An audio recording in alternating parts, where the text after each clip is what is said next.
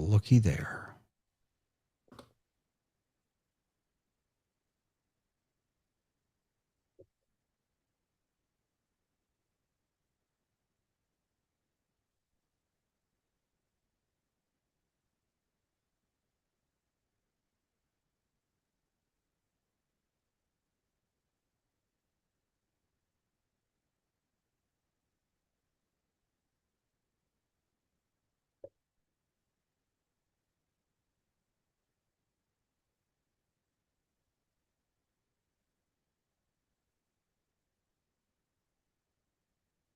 No audio, huh?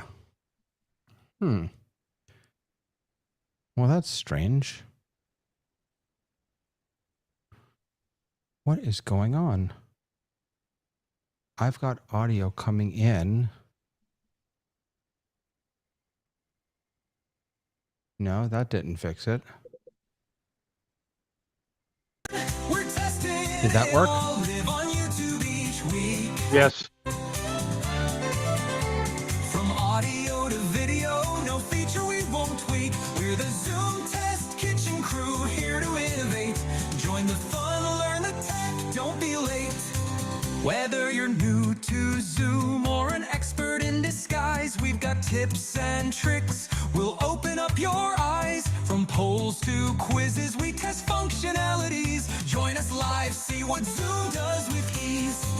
So if your meetings lag, or you can't share your screen, or if your audio echoes like you're stuck in between, we've got solutions. We'll show you how it's done. Zoom Test Kitchen, where Zoom fun has begun. Zooming in, we're testing it all. Live on YouTube each week. From audio to video, no feature we won't tweak. We're the Zoom Test Kitchen crew, here to innovate. Join the fun, learn the tech, don't be late. So tune in, don't miss out on this tech fest we lead. Every Friday, Zoom Test Kitchen, where you'll succeed. We'll make your Zoom meeting smooth, keep the tech in check. In the Zoom Test Kitchen, we've got your back, no wreck. So tune in, don't miss out on this tech fest we lead. Every Friday, Zoom Test Kitchen, where you'll succeed. We'll make your Zoom meeting smooth, keep the tech in check. In the Zoom Test Kitchen, we've got your back, no wreck. These lyrics capture the essence of what the Zoom Test Kitchen does, focusing on testing and teaching about Zoom functionalities in a fun, engaging way.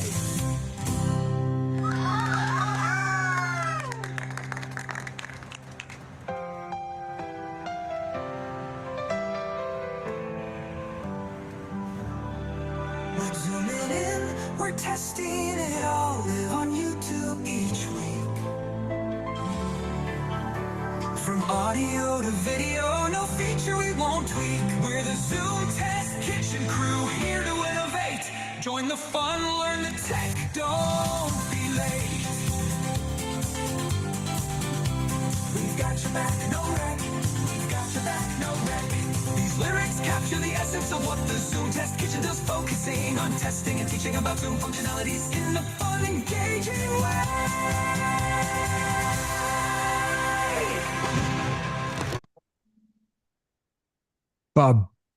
Bam. Good morning, good afternoon, good evening, everyone. Welcome to the Zoom Test Kitchen. We didn't get the whole song because my audio was wrong, so I'm gonna just sing the first half. It's the Zoom Test Kitchen to innovate. Hey, Mike, how are you?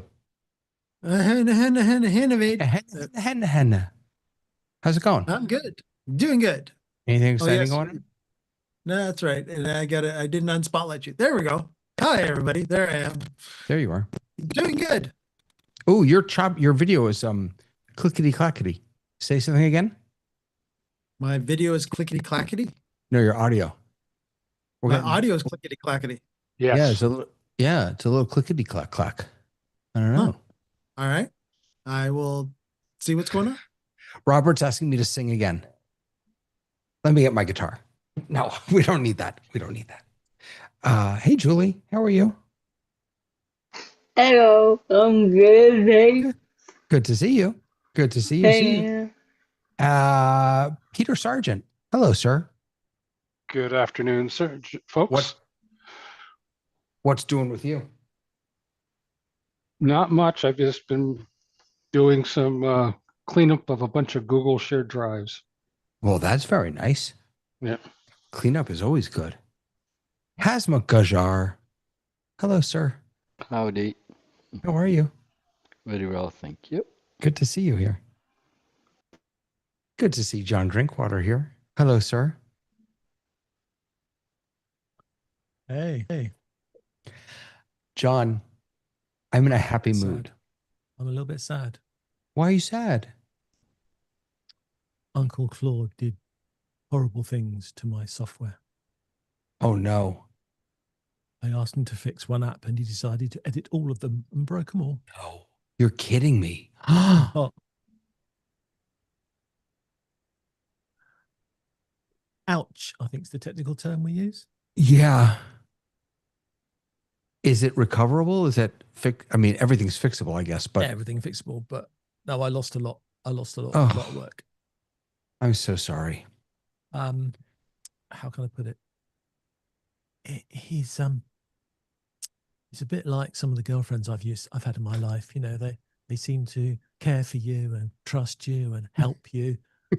And then they get distracted and suddenly they just go off, you know, talking about they- something completely different, doing something completely different. They're not Turn on available you. anymore. And yeah, suddenly all the work you did that week seems to have disappeared. And you Oh, have I'm to start again. sorry. That's terrible. Surely all girlfriends can be wrong. But actually, the girlfriends, I've got bad taste in girlfriends. I'm a glutton for the wrong sort. I was listening to this morning. I was listening to the open, or at least one of the OpenAI talks from Black Hat. The Black Hat, is that what it's called? Black Hat. And the second half of what they were saying, I didn't understand, but the first half I did, and it was crazy what they were talking. The ability. Courtney, what's up? Why is that person spotlit? Right. So I was trying to call you about it. What I spoke with. Okay, sorry about that. He does this on my shows as well. That's why we Does he usually really? keep him Yeah, it's in all the, Roland's fault. as an It's all Roland's attendee. fault. So in any case,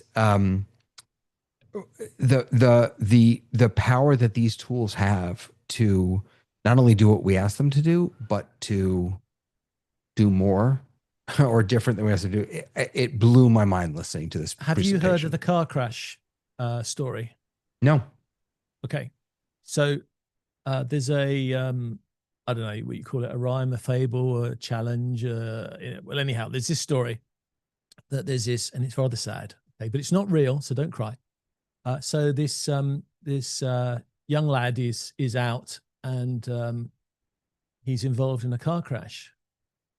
And what's really worse is that his father hit him and then swerved and hit a tree. So both the son was injured and the father died. So they rushed the son to hospital. This is my spin on the story. I'm sure there's better versions. And when he gets to hospital, fortunately, there's a doctor there who cares and looks after him. And it's his parent. So if that's true, explain. And of course, I think the you told answer us for this last anyone- time. Yeah, the doctor's the mom. Yeah. Yeah. But Right. let's just talk about AI now. This is a famous, probably better told than I did story, which is a brain teaser. And because it's a brain teaser and it's out there everywhere, AI knows this story. So if you say to an AI that there was a young man in the street and he was involved in a car accident and he was run over by his mum, and then he went to the hospital and was saved by his parent, how can this happen? The AI will say, That's was his because his mom. dad died in the car crash, Right. and his mum is the doctor, because Yeah. that's what it knows is the answer. But of course, it doesn't understand logic. It only understands patterns. So it gets the solution completely wrong. Yeah. And yet patterns run so much of the world. Yeah. Yeah. Well, I'm sorry you're sad. I was going to come in saying I'm really happy. Oh, well, that's good. We're yin and yang then. So check this out, everyone. See that thing on my screen? That's a Zoom chat message that I am bringing into my app, Run My Show, and then sending out of that app into Ecamm. My Zoom app works. And the reason it wasn't working is the simplest little thing. And that's really why I'm sharing this, because I want to share the simple little thing. Here's the lesson I learned. Read the documentation. I don't read. I mean, I can read, but I don't, I just don't. And I didn't. And so as it turns out, everything was set up correctly, but there was one thing that I hadn't turned on. So if you go into your admin settings, so not your user settings of Zoom, but your admin settings, and you go to your account management, and then you go to settings, meeting, in meeting advance. Now, if you don't ask Zoom, you won't see this yet. So you have to first go to Zoom and say, hey, can you please turn this on for me? Then you scroll down and you'll find something called DLP, which is, where to go? Here we go. Enable in-meeting chat DLP, data loss prevention scanning integration. You cannot, apparently, using the API. This is not using the SDK. This is just you plugging into the Zoom API. You cannot get chat messages without this turned on. So as soon as I contacted Zoom and I said, hey, I'm sorry. I have to stop you there. That's illegal. What's illegal? What you're doing. What? That's not what it's there for. That's why it's buried. What you used it for is not what it's there for. It's there for corporates who want to be able to correct and control the chat that happens for security reasons, or publicity reasons, or marketing reasons, or branding reasons. That's why it's buried. Fair enough. I got no problem with using it, but I just thought you'd like that to know that that's why it's buried. This is in, when you look at the API for the chat to get chat messages, it says you have to turn this on, and Zoom told me for my app, this is what I have to do. Yeah. So because they don't have an official way of getting chat out of meetings without using complicated SDKs. A lot of people, I thought you were going to say that you couldn't get it to work because the chat, if you usually an AI, and usually if you look on the website, you look to understand the chat. Most of the chat that Zoom talks about is group chat. You know, it's the chat, offline chat that we have. Most of the documentation is about that type of chat, but there is no official connection into the chat in the meetings. But this DLP is a great backdoor for it, because it was, as I said, it was designed for people who wanted to do content protection, branding, wanted to make sure the right things weren't said. And that's why it was created. But yeah, as everything, not everything, but as a lot of things in Zoom happens, the reason why they create something is going to be one thing, but the reason we use it and the things that we find to use it for can always be something completely different. So this is a great example of that, how they've produced a feature for one particular reason, and you've repurposed it for something even more useful. So that's terrific. Well, so again, I just want to clarify, I didn't repurpose anything. Zoom told me to do this. So you said before I'm breaking the law. I don't know who's going to put me in jail. I'm pulling your leg when I'm saying you're breaking the law. It's a good example of something created by Zoom, which had one reason, but actually now it's found a much better use. Gotcha. So in any case, that was it. As soon as I turned that on, you log in with now this is currently only working with my account because it's not published yet. That's my next step.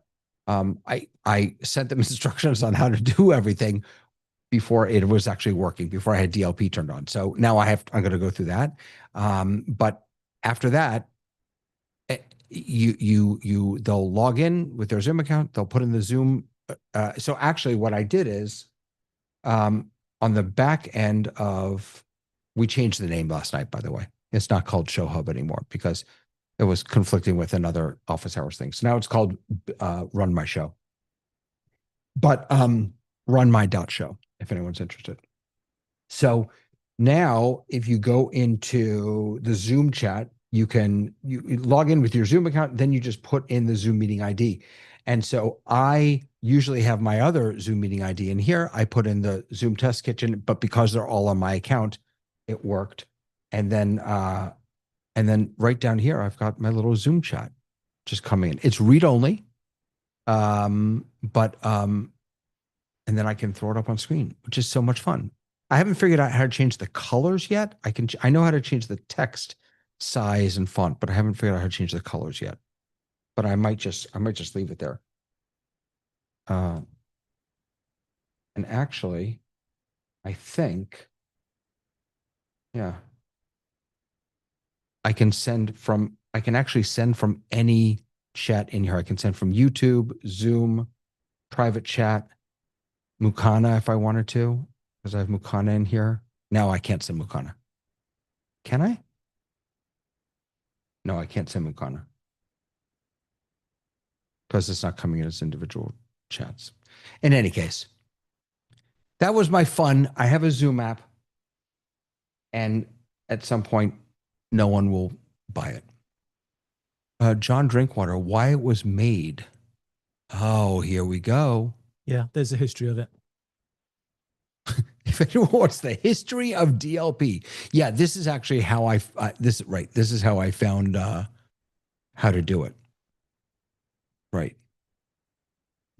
And here's another thing I learned real quick is that it is org wide. That is to say, no, I'm sorry, I take that back. Let me change that. It's only in the admin settings, but you can also turn it on for individual groups. So I had actually turned it off for my whole org, but then it still wasn't working. And then I realized, oh, I'm going to put this user, Zoom Test Kitchen, into a group and then assign it to that group. And then it worked. So in any case, that's my Zoom story for today, and I'm sticking to it.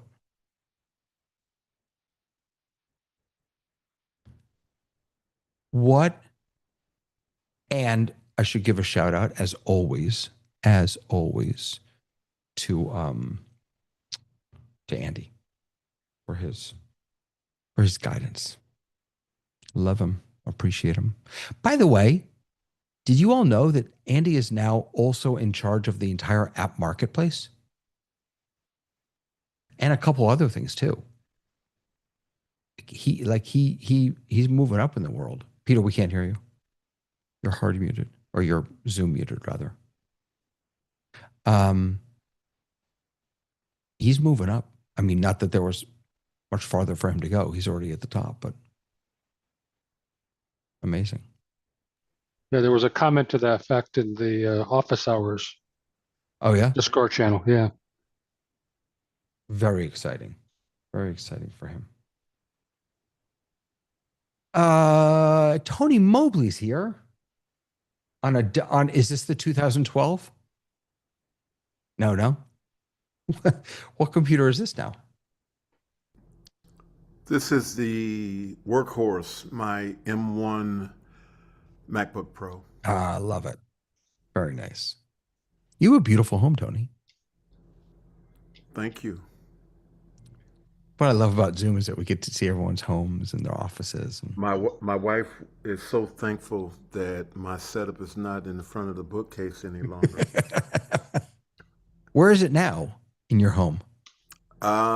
It's in what was my oldest son's room.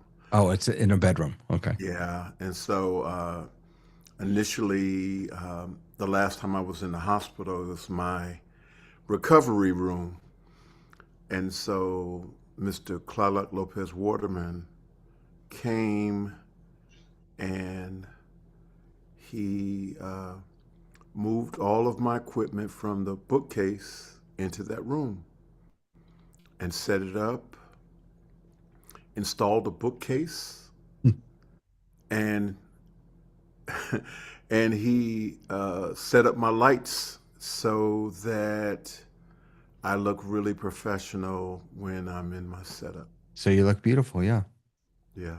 Do you have, I hate to call you out on this, but is your skin really that smooth, or are you using Zoom's like smooth my skin? Like, you have really nice skin, or is that Zoom doing I that? don't know that it is. Or maybe it's Apple, maybe it's a Mac thing. I don't know. Let me see if I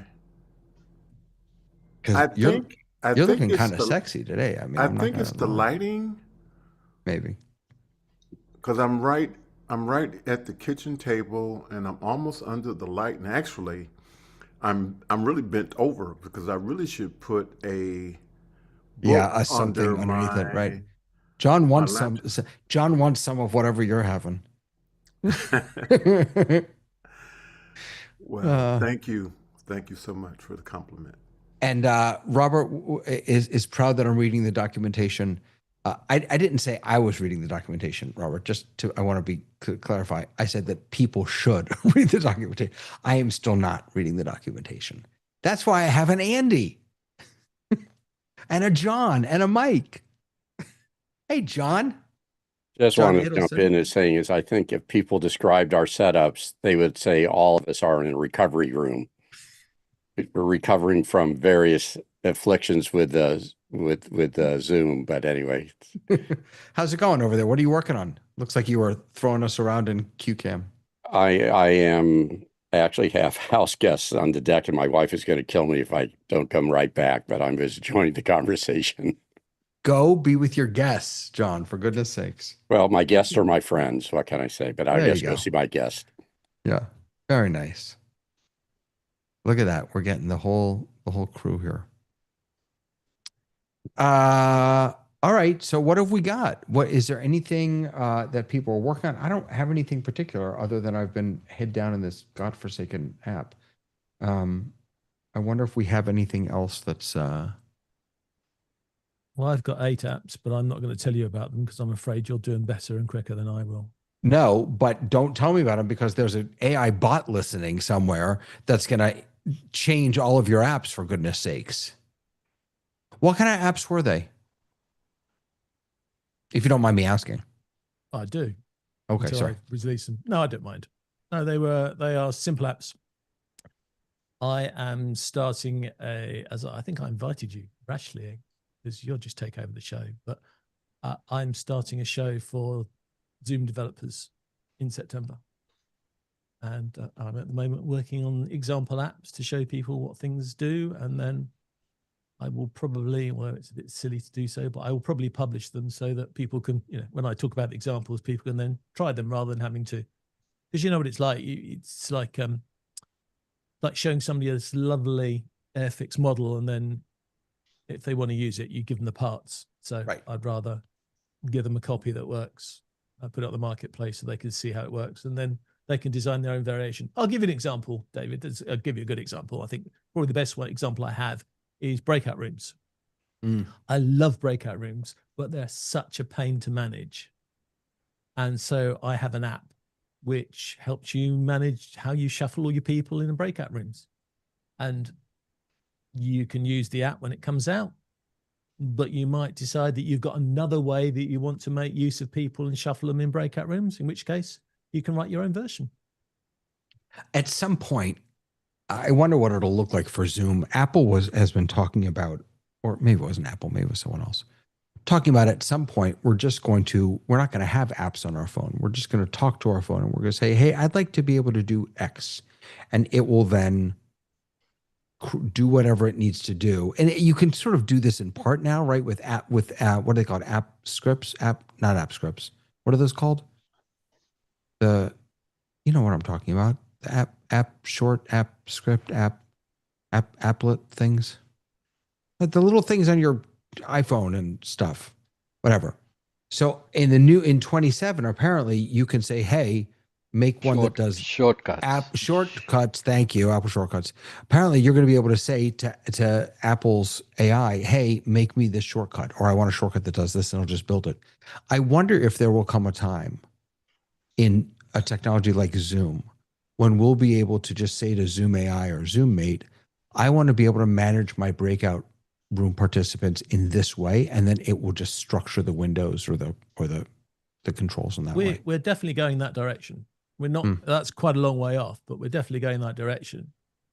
Zoom Mate is all about being agential, being agent biased than just question biased. So, Zoom Mate and they are looking at that as the process. I'm a little bit concerned that it could become like a sledgehammer to crack a nut, because just think how you deal with that. How dare I say it? I won't, because it's not fair. That Amazon box, if you refer to that Amazon box, just think of all the silly things we ask that, like what's the time and set me an alarm, all the silly things which, you've got clocks and watches on all your devices everywhere. Right. I don't need to ask it what the time is. I quite often ask it what the weather is. I could do something really weird. I could just turn my head and look out the window and I'd know the answer. But no, I don't do that. I ask an Amazon device what the weather is outside. Right. But there's a lot of things in Zoom which are really easy to do, like a list of your last meetings. I'd be really worried if we just kept asking questions of Zoom to get the answer. But we are not far off that, though. Zoom Mate is pretty good now at being able to get anything Zoom related and give you an answer. And you can set up workflows so it'll do it on an automatic basis. Robert wants to say, "Hey, Zoom, make me some coffee. No milk, no sugar." I got some bad news from you, my friend. Zoom Mate will then drink the coffee and you're no better off.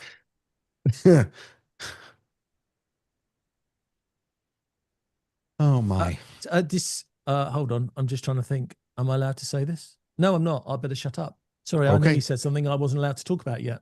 Well, let's just say, I know that there are other things now happening. There's a constant, how do I get out of this hole? I can see in my mind's eye, as if I've been whispered in my ear, that there is coming a time when you can just put down on paper, electronic, of course, what you want to do, and Zoom Mate and AI is just going to build it for you. If it's a meeting or a webinar or whatever, it's all going to happen magically. Oh, I don't know. Maybe by I wouldn't Christmas be that'll happen. Right. I mean, that doesn't surprise me, right? We can right now, by the way, hello, Ray Franklin. Really good to see you. We can currently say to chat, to Zoom Mate or Zoom AI, even for that matter, create a slide deck that does create a spreadsheet that does blah, blah, blah. It can't be all that difficult to be able to say, set up a Zoom meeting for next Friday at 3 p.m. Invite Mike and John and Hasmuk, and then and send out the invitation. I mean, that's. In fact, you can already I'd be willing to write bet a little outline of a webinar and who your speakers are, and you can give that to Zoom Webinar, and it can translate a lot of that into the basics of a webinar as well. So there's lots of little places in Zoom where they're already moving ahead with this type of tech. All right. But yeah, it's getting quite frightening. I'd actually be willing to bet. I'm going to burn some ChatGPT credits right now, because I bet we can already do this. If I give it control of my computer. What amazes me, and I still can't get over it, is that at the end of every meeting, including this one, because I've got my little box there, capturing the text, the transcript as we go. I just love it. At the end of one meeting, it starts building my transcript and my summary of the meeting as I'm starting the next one. It just fascinates me how it does that all the time. And of course, it does it for meetings. You've got it turned on, and it's not being blocked by the person who owns the meeting. It works in all meetings, including external ones. So I'll get a summary of this meeting. I'll get a summary of all the meetings that I join. And it reminds me what I said, what I didn't say, what I promised I was going to do. It's just great. All right. So here's it's what even more fascinating at the end of your webinar, David, to actually see if the summary matches what you thought you were going to talk about for the last 2 hours.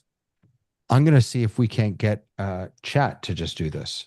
So schedule a Zoom meeting. This is the Zoom plugin for next Friday at 3 p.m. using my PMI and invite Mike Latta, John Drinkwater, and Peter Sargent. I'll use the Zoom connection to create this with your personal meeting ID.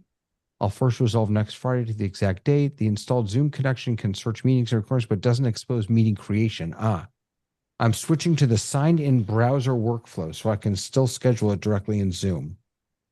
I'll use Friday 14th, 26 at 3 p.m. and a 1 hour duration unless the account scheduling screen requires something different. Now, I think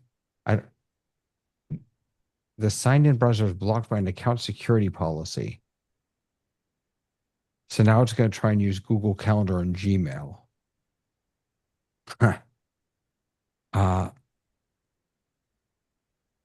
Yeah. Well, we'll see if it can do this. Oh, there we go. It used Google Calendar and Gmail. Now it's searching for your names. I'm not sure if it'll actually find your names. Yeah, okay. That is my calendar. I can speak to Zoom Mate and get it to do the same thing.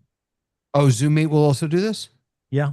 Oh, Yeah. so fine. You have So to have what's- you have to have a subscription to Zoom Mate. Right. So then why are you saying in the distant future? It's now. No, I'm just saying that it's the depth to which you can do it is just growing so quickly that it's going beyond my imagination. So in ZoomMate, you can do this also. I believe so, but I can't talk into Zoom Mate and be in a meeting at the same time. So that's something they can fix, isn't it? So if I mute myself, I can't talk really? to Zoom Mate. Wait, hold on. I don't understand. You can't be in ZoomMate while you're. Well, try it. I just tried to do Zoom Mate with when I was muted, and it didn't seem to hear me. It was as if I almost thought it was listening to you. Okay, so let's go into, do I have to do this in the app? I always forget where this is. Sorry, I opened the wrong thing. All right, here's the app. And I don't have Zoom Mate, but well, I guess you can use it for limited. So schedule a meeting using my PMI for next Friday at 2 p.m. and invite. I know I'm connected to Mike, so actually, in this one, I may not be. Mike. No. Okay. Mike Latta. I wonder if I put an email address in. Let me try that instead. David at Torrent. I had a microphone icon at mine, so I could have talked to it. I could have talked to mine too. I guess, yeah, I'll try that next time. I didn't think about that.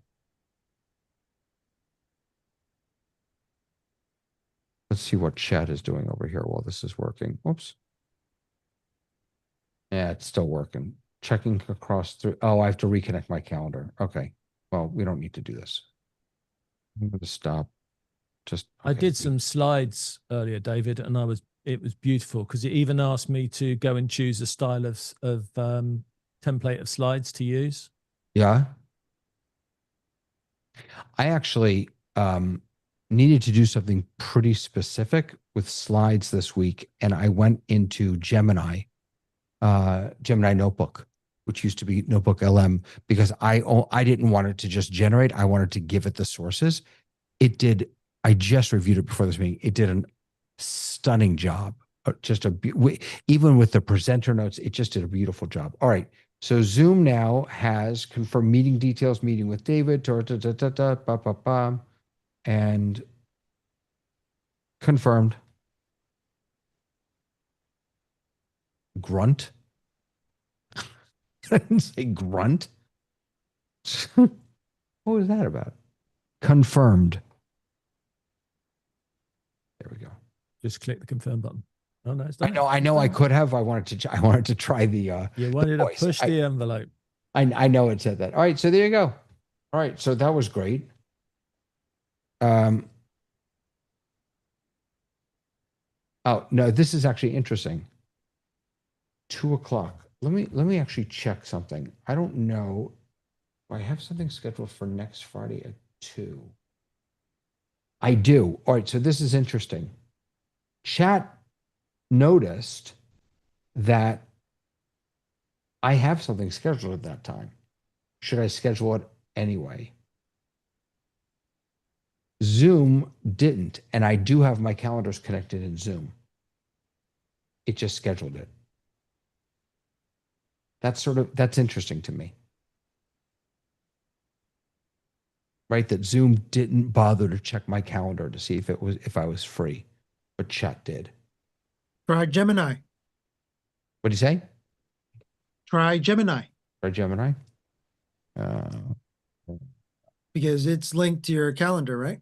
Sure. Yeah. Schedule Zoom. Well, I guess there are no plugins that are. Yeah. They had a big shakeup, by the way. We talked about it last night. Big shakeup over at Gemini. A Zoom meeting for next Friday at 3 p.m. I know I didn't put any names there, but I don't have direct access to your Zoom account. Quick steps to schedule it yourself. Well, there you go. Oh, okay. You haven't got it. You haven't got it linked then. I don't know. How do you link it? I don't. Are you using now, this is the interesting thing, is that are you using, and this is something I found out within the last couple of weeks, are you using because there's Gemini actually has two different systems. There is the Google Gemini search, and there's also Gemini. No, this was Gemini. I'm in the app. I'm in the Gemini app here. Let me get rid of this other stuff. Yeah, this is just the Gemini app here. And when I go to plugins, settings, plugins, or connected apps, I have I don't know how to even connect more. Interesting. Yeah. Through the website, I can actually link up. It actually is able to get it at my. All right, let's try that. Let's do All right. Gemini.google.com. Ask Gemini. Okay. Work. Connected apps. Maybe you have to connect them here first. Let's see. Google Other. Yeah, I see. I saw Google Calendar in there. Yeah, but I don't see Zoom in here. That was the problem. It didn't have Zoom. Oh. Yeah, it doesn't have Zoom. I'm getting, this is spooky. What's that? Well, I said, set a meeting with me, make sure I'm available. I want a meeting on Friday, 3 p.m. next week with David Paskin and Mike Latter as attendees. And the first thing it asked me to do was give them your email addresses. So being a bit of an awkward person, I didn't. And then it's going through various scripts that it has to try and find you. So it's trying to find you in a directory. It's trying to find you in mentions. So it's looking in the other parts of Zoom to try and find where you are. Wow. I've just been disappointed, though, that it hasn't found you because you are both in my chat. So I was hoping it was going to track you down in the chat. I'm telling you, though, this world. Let me go over to calendar here. Let me see. I wonder if I can order kebab for tonight from see if I can get a taxi to turn up and go and collect it for me. So here again, I just want to show, and this is whatever, like they'll all get better, but this is like, to me, and this is why I've stuck with chat. Chat's answer is much better to me. So here, Zoom just scheduled a meeting when I have something already. Don't send. But again, when I go over to chat, oops, sorry. Granted, it didn't just do it, but it said, hey, wait a second, just so you know, you already have something from 2:45 to 5 o'clock. Do you really want to do it? And then it says, I couldn't reliably locate Peter Sargent's email address. What email should I use? To me, that's a better answer. Right. And it found mine, David, if you included me. Oh, did You it did find include you? No, it would have asked me. Oh, for look mine. at that. What? Look. Oh, wait. Okay, so let's keep going then. Right, because that's okay. It found. Go ahead and schedule for 3 p.m. Don't invite Peter Sargent. Sorry, Peter. Let's see if it actually, if it lets you know. I'll schedule a 1-hour meeting for Friday, August 14th, 3 p.m. using your PMI and invite only Mike Latta and John Drinkwater. How is it going to, I guess it's doing this it's doing this in Google Calendar and it's going to send you an invite from there. That's what it's going to do. Look at that. On my one, I said, search my Zoom chats for contact details of David and Mike, and it's found all the contacts in my chat for all the Mikes and Davids that I know. Yeah. Wow. Right answer. Right email address. Yeah. Here you go. hello@experts2.com and mike@crosstracks.org. Yep. I mean, look, again, I could have done it just as quickly, but it's you know what I'd love to know, and it doesn't it doesn't show us. I'd love to know where it found your email addresses, because it said it couldn't get into Zoom. Right. So it's getting it from your Gmail contacts would be my thought. I don't know that maybe I have emailed you guys. I don't know.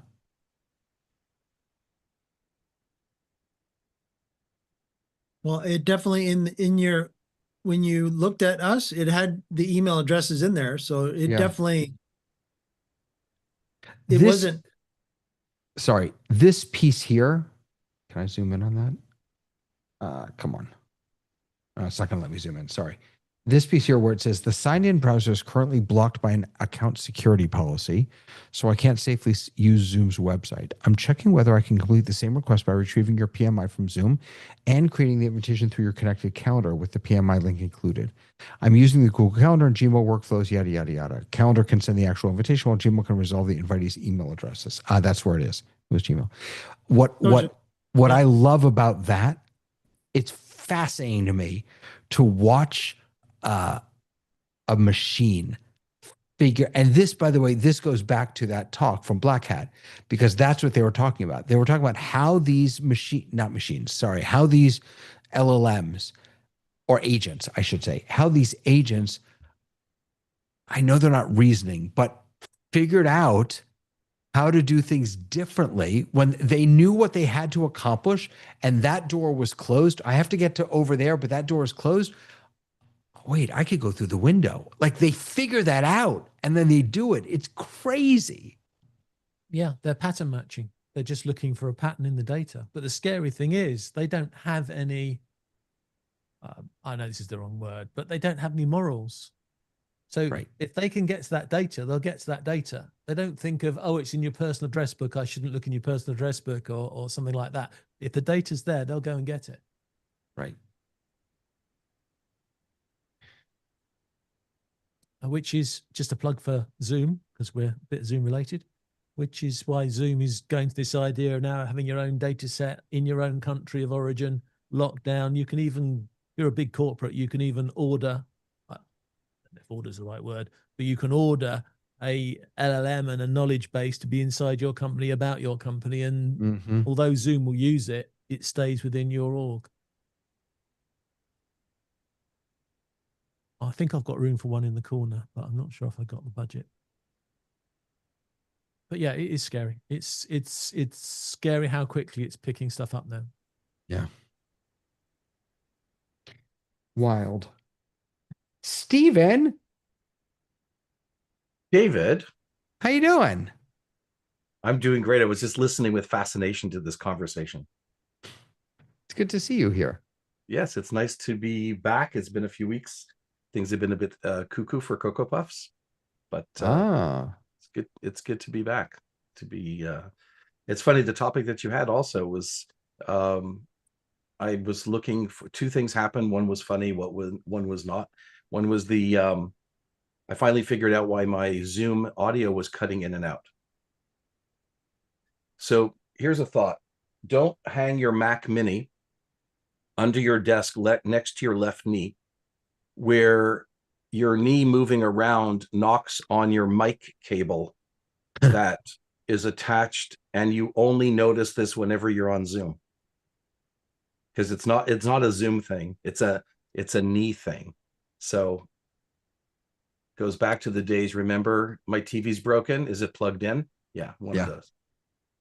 And the other one, you guys were talking about scheduling. And I have to figure out where this stuff is. You know, I'm pretty much to the rest of the people in the world, I know 2% more than they do, so they think I'm a genius, but 1/150th or 100th of what you guys know. So here I'm just I feel the same way as you. So yeah, what I noticed was that in my communities, I have two platforms. One is Circle and one is Mighty, and they're both connected to Zoom. And now and again, when I do when I do a meeting, it does not end up on my Apple Calendar. So I will find it in Zoom, and it'll show up, even because I'm also an Ecamm user. When I use Ecamm for Zoom, it'll show up there. But for some reason, and it's on Circle, not on Mighty. Mighty every time nails it. For some reason on Circle, it doesn't. And I haven't kind of figured out why that happened. Like why you've linked it explicitly to your Apple Calendar. Yeah. Yep. John, what's up? What do you think? Thanks, Stephen. You've reminded me of something which I came across this week, which I thought was very geeky. So you probably all want to get it. There are devices out there for about $40 or so, and you can plug your USB 3 cables into them, and it'll tell you how good your cable is. Because we know we've got all these cables that some are fast, some are really fast, some can allow you to charge, some can allow you to charge but aren't fast, some are fast and allow you to charge, etc., etc. And this little device, you can plug it in and it tests and it tells you what that cable can actually do. So you don't have the problem like I've had, where I plug a cable in to get my Elgato Stream Deck working, and I find it doesn't take the power of my Elgato Stream Deck, and it never boots up, and I'm hitting it and cursing it, and it's just because of the cable. Yeah, I've had it where I've plugged in my car and it won't charge my phone, but I plug into my computer and it charges my phone, and it's So what again, the novice in me queries, is that just called a cable tester? What is it I'm looking for? Because I could go through hundreds of cables and finally decide which ones I toss out. Yeah, it is a cable tester. I'll look it up so I can tell you exactly what it is. But effectively, it is a cable tester, but it's built for USB connections, so it will diagnose what the USB cable can actually do, depending on it might claim to do something, or like mine, it may be in a box of cables. You're not quite sure which one does which. But I'll look it up for you. We suffered a flood about a month ago, and we had about a foot of water in my studio. Not this studio, my recording and jam studio. And we have an audio engineer and an electrical engineer that's coming on Monday, and they literally have to test every single piece of gear, from like a 32 channel, mixer to every plug. And it's kind of funny. The guy calls me and he says, "Can you just do me a favor? Anything that was touched by water, can you just put in one pile? Because we're just going to call that done, dead. We don't test it. Anything that was touched by humidity, but not directly by water, just put in the other pile. And we'll decide what to do with those." But they have all the cool testers, but for all the other stuff, all the what, and somehow they can figure out if circuitry has been damaged with all their kind of stuff. So everybody's got their specialty, right? Yeah. In the UK, we call that pat testing. I don't know if that's an international term, but in the UK, it's called pat testing. And a lot of businesses have to be pat tested. And it's not that sophisticated device, but basically it's looking for earth leakage and short circuits and those sort of errors in the cables. And you can also plug devices into it to make sure that they're wired up correctly. I'm gonna definitely get that cable tester. Here's the here's the Tredex. Others are available, but that's just the one that was recommended to me. So USB cable tester, 2.4 inch screen. I'm not even speaking English anymore. $45, $46. Well, here in Canada, that's like $1 million, but that's compatible with Lightning Type C, micro minis. Oh, that's great, because I've got probably 40 lightning cables that I don't even use anymore. Why? Yeah, really. Micro USB, micro. The heck is that? Oh, I see. Micro, yeah, micro USB, mini USB, Type A, and Type C, and Lightning. Oh, What that's is great. Micro B 3.0? Oh, it looks Huh. like oh, I've seen that one. That's on some Yeah. hard drives. I'm sure Yeah, I've seen it. Backup hard drives usually have that Like, connected for some like, reason. yeah, Wow, I've never seen that one. I bet I have that cable. There are much cheaper ones also, just for what it's worth. I'll look around. Yeah. Thank you for This that, one Jim. actually looks really cool. This is also Tredex, but it's, oh, you can like see everything. That's actually Yeah, that's super cool. connecting the wires. Ooh. I love this. And it's only 16 bucks. Lightning, no, sorry. 3.0, 2.0, Type C 3.0, Micro 3.0, Micro 2.0, Micro 2.0, and Lightning. This is a cool one actually. It's a lot of fun. I think you'll find that that's just the to tell you if the cable is got all its wires in correct order. It doesn't necessarily do the speed test and the other tests. Oh, That's why they're all different. oh, thank you. I'm sorry. Okay. Oh, that's okay. Yeah, I've got a couple of cheap I thought I thought of chasers. having one of those just to look good, just to look cool. Yeah, put it I in the know. background. That's I feel the same way. Yeah. Wow. Very cool. Yeah, so the Zoom thing is just, and it seems to be intermittent. This is the audio thing you were having trouble with? No. The where Zoom's not putting, sorry. When I book a meeting. Oh, the calendar thing. I'm in so the- sorry. Yeah, in the platform, it comes back. But is that and a if we- Zoom thing or a circle thing? Well, that's it. I have to assume it's probably a circle thing. But so I do have a ticket open to Circle just to ask them. Yeah. But I figured I'd throw it out here in case somebody's, only because you guys were just talking about what I thought when I arrived was like scheduling and stuff like that.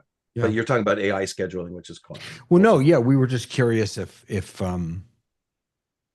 will that can we do can we schedule directly in Zoom? Whoops.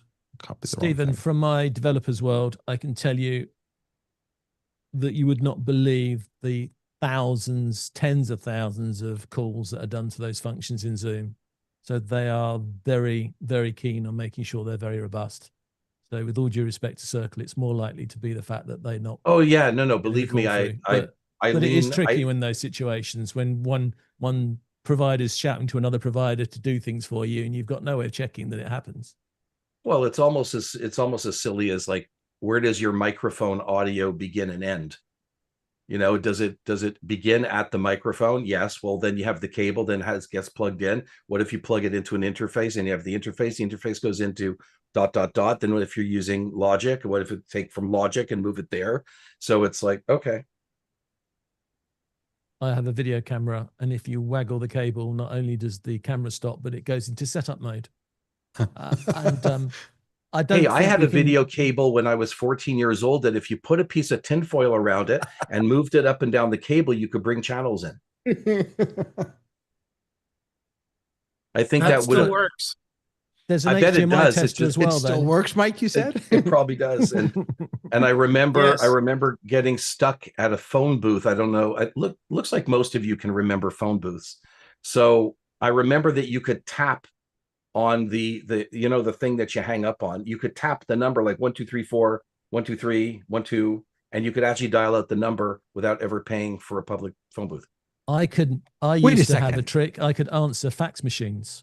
So if a fax machine phoned through to our telephone number because somebody put the wrong number in, I'm so vocally adept that I could actually get the fax machine to start transmitting. What, by going? Well, I don't want to give away my secret because He doesn't want to give it, and plus we could record it. fax machine might be listening. So, but yes, wait, I used to be able to Stephen, answer are fax you machines. serious about the flicky thing? I'm 1,000% serious. I used I to. had Listen, no idea. I was a broke kid running around town, and you had to call somebody. I don't have any change, and no. Oh So my somebody here God. just showed me. It's like if you tap the phone, but you have to be good at it, and you got really good at it. and you would just tap the 7-digit number at the time, and you had to have just a micro pause between. So if it's like 488, it'd be like 1, 2, 3, 4, pause, 1, 2, 3, 4, 5, 6, 7, 8, wow. pause, 1, 2, 3, 4, 5, 6, 7, 8. It just reminded me of bootstrapping a freaking computer back in the 70s. And it's like, okay, up, down, up, down, up, down. Oh shit, I screwed it up. Everybody down, everybody up, back to 0, up, down, up, down. People Mike's should got a have story to do about that. this, but don't let him tell it because it borders on the illegal. Of course it does. He Yeah, did some but so naughty, does he did some naughty DLP. things with So does turning on telecoms. DLP. So Well, But I they've think the been- there were statute of little- limitations is over, so that's why I'm Oh, that's okay. okay then. Sure. Well, there was these little boxes that you could have, and if you when we were in the conversion between the electronic and manual phones, which is what you're hacking, they was using little boxes, and you could get them, and they would play the tones into the phone, and you could get free calls everywhere. Yep. Allegedly. Well, So yeah, my friends like that. allegedly. Hypothetically, yes. I think you're also okay with the statute of limitations. Yeah. Yeah, when the technology literally doesn't exist in physical space anymore, like a phone booth. Sorry, Mike. No, I was just going to say, hypothetically, you might be putting the phone into maintenance mode so that the maintenance person can actually make a phone call. Hypothetically. Yeah, my one of my little friends, when I was about 12, he found out what the BT phone number was for getting the exchange to call you back to test the line. And so he spent about 3 months just pranking everybody. You just go to everybody's house you go to with sneak off, dial this number into the phone, walk away from it. Of course, it would then ring you back. Yeah, it doesn't, and it didn't happen instantly. It'd be like 30 seconds later, suddenly the phone would ring. I think, David, you got to set up a host one day for like true confessions. You know, it's like, because I don't want to tell you some of the pranks I used to use phones for as well. Some of them were really good. I will say my favorite one. Okay, I have to tell you this one. My favorite one was incessantly calling a number till they pick up. And then if they pick up right away, great. And you would just identify yourself as being from the phone company. Would they please, no matter what, not pick up the phone in the next 15 minutes because we're working on the lines in their area and it could cause a severe shock or something to the service person that was on the pole. And as soon as they hung up, you call back and let the phone ring. And those days, the phones just rang and rang and rang. If somebody picked up the phone, you would just scream. You're just a horrible human being. I was a kid. This is what kids did. Now what kids do is not even funny. So that was funny. Hey, are we in the lull before, like, as we gear up for the beginning of the school year on Zoomtopia? When is Zoomtopia? It's November, right? October, November? Have they announced Zoomtopia yet? Yes. I've signed up. Announced. You can buy tickets. Yeah. Maybe I already signed up. Oh yeah, I did. October 20th. So 21st and 22nd. So are we in the lull before that? Does anyone know? You mean, are they sandbagging lots of news events and products for the event? Probably. No, yes. it's just because it's just very quiet. I'm not complaining. I'm just. There's a lot of holidaying going on as well in Zoom at the moment. A lot of holidaying? Yeah. Yeah. We just haven't had any release notes for a couple weeks already. So I was just curious. I'm re-registering just in case. There are things happening. There are things in the wings. Things are happening. Oh, of course. Sure. I've had some hints about things that are happening, and I can only pass them on as hints. There are things happening, and there are new features coming out. But well, I think August is always like that, right? I mean, I always wait for like Labor Day weekend and the official beginning of, what people used to call like Techtober is now Techtember or whatever. It's like earlier and earlier.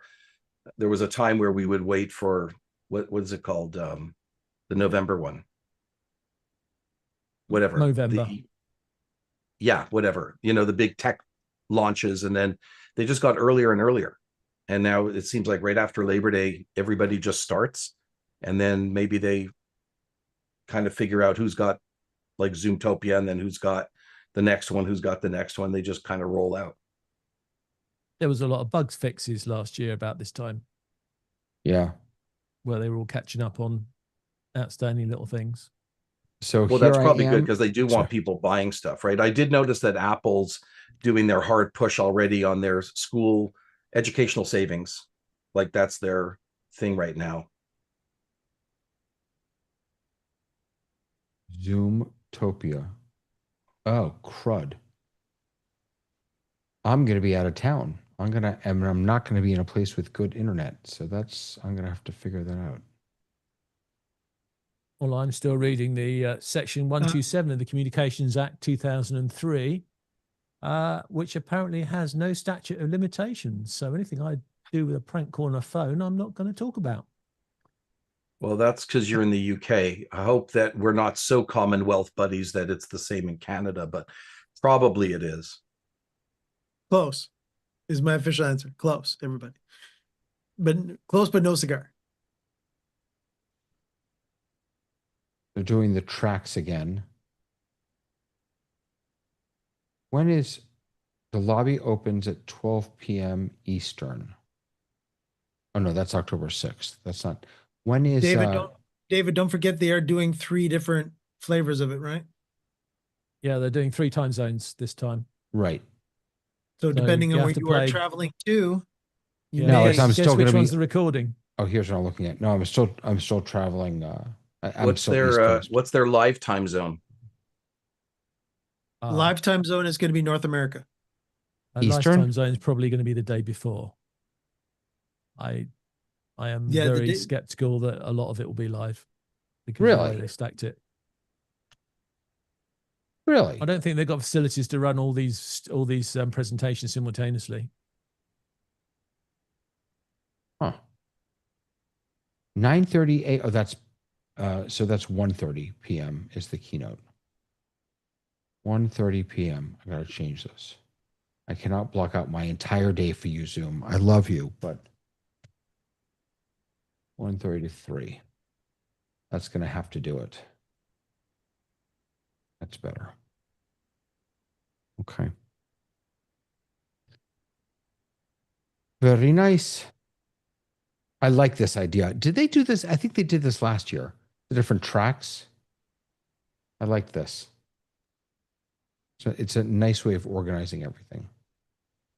Right. Yeah, it's much more marketing organized now than product organized, which is good. Yeah. Smart girl, dumb questions. Where are our guys? I want to see our guys up here. They're in the more to be announced soon. Oh, that's that. That is that. Anything working on Zoomy stuff? Any questions? Any thoughts? Any funny jokes about Zoom? So your status site says everything is officially green currently, David. That's great. Yeah, here's the problem. Okay, let's talk about that because I'm not at all convinced that that's actually showing real information. I earlier this week I went in. Let me see if I can find it. I went in and there it is. The source is officially updated as of 4 p.m. Eastern. Yeah, again, no one should be using this for mission critical stuff. So I went in earlier this week and I said, hey, this is what we're talking about. I did make some updates to it. I said, hey, so now someone said, I think John said maybe that, it'd be nice to be able or no, it was, I forget. We like nice to be able to turn on or off services, right? Just to see what services. So I did that. That was great. And I made a couple changes here. I made a little icon for it. But then I noticed that it hadn't updated in a while. And I actually went to the Zoom status center and I said, hey, is anything wrong? And it said nothing was wrong. So then I went in and said, oh yeah, this is just static information. We're not actually checking anything. So then it changed it and it said it's actually checking things. But again, I haven't seen it change in a while. So I'm not entirely sure.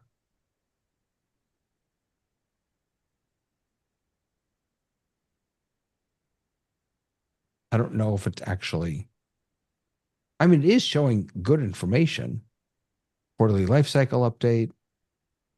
There was a phone outage when we started at 3 o'clock, and that phone outage is currently gone now.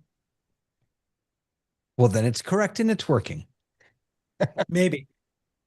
Maybe. But the developer has to have trust in it. So we can have trust in it that the data is actually legit. Yeah, the developer does not have trust in this yet.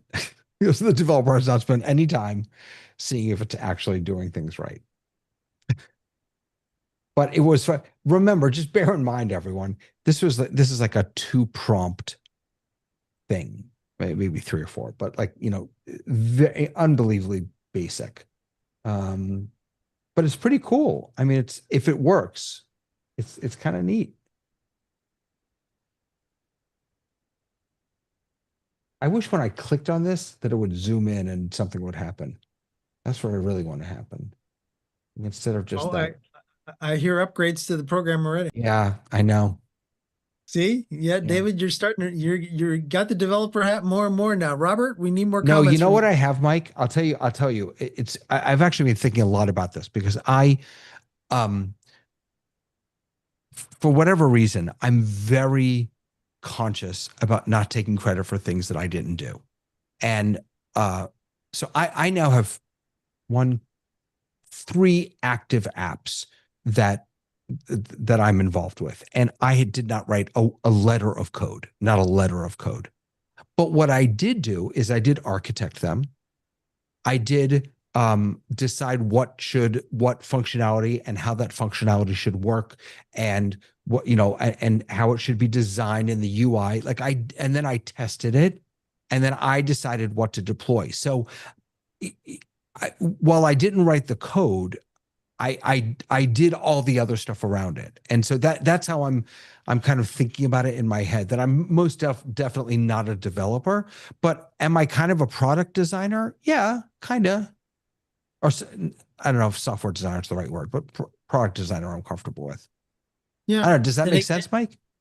Perfect. It makes perfect sense. And you have to take into consideration too, that Zoom has multiple departments in Zoom that you just described about 5 people at Zoom, guaranteed. Right. My brother is and his wife both work at Google, and they've been there for 20 years, and he works in AI. And he was telling me, I was just there 2 weeks ago, who's telling me that in these companies, in Zoom, in OpenAI, in the AI companies themselves, 60, 70, 80% of their code now is written by AI. So it's nothing to be ashamed of that you're using AI tools to write code. Everyone's doing it. That's the new norm. That's right.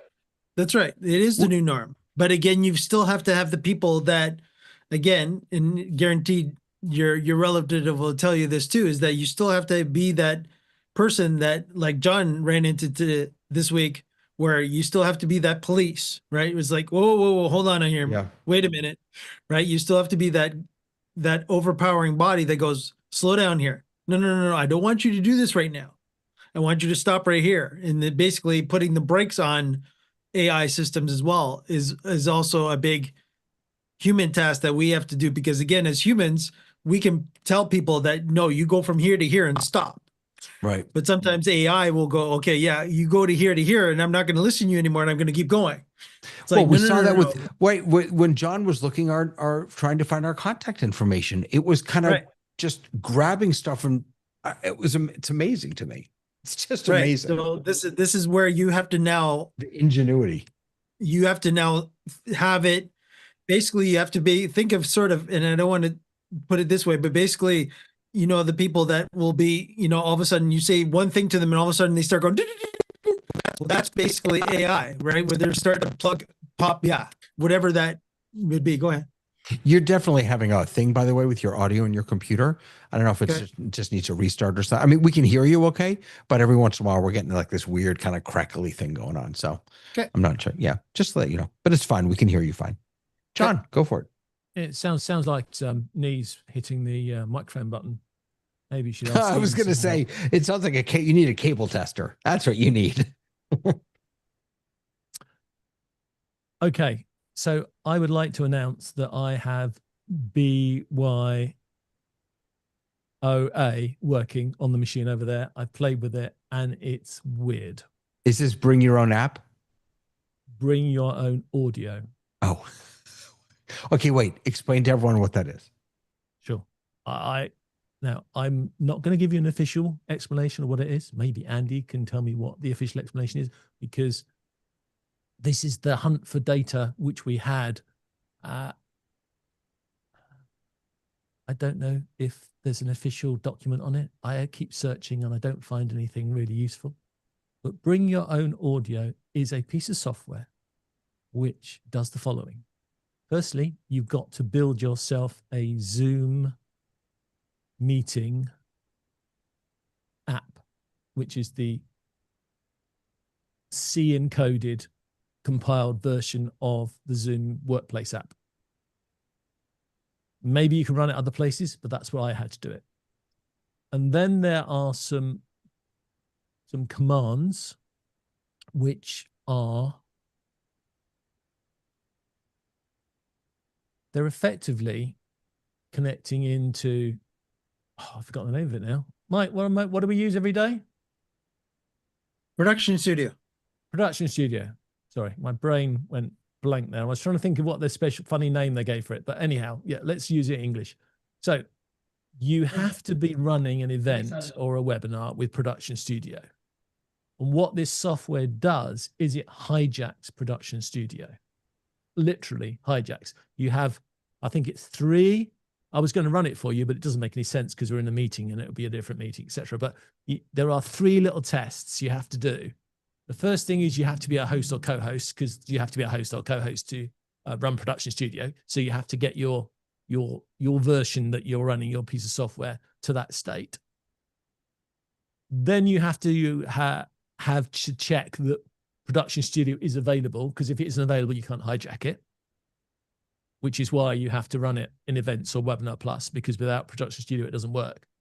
And then it does, when you then enable it, it literally hijacks Production Studio. And what I mean by that is it jumps into the cloud some woo-woo-woo-woo way I don't understand, finds the audio control in Production Studio and takes over.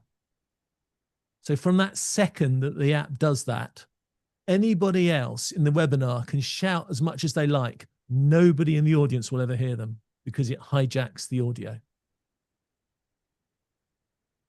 And you're thinking to yourself, what the heck is this story about? Well, this story is about, if you had your own production system, what you've got, David, if it's hardware, software, it doesn't matter. If you've got some production system of your own, which is outside of Zoom, that you want to control all your people and your graphics and everything, if you put it through this piece of software, it means that you have total control over what the audience sees, graphics and audio. Graphics, because you're just the spotlit person that everybody sees, but you've now hijacked the graphics. So if you want a panelist to be seen, you would have to bring them in through whatever system you want. You would have to bring them into your system, because your system is the only thing the audience can see.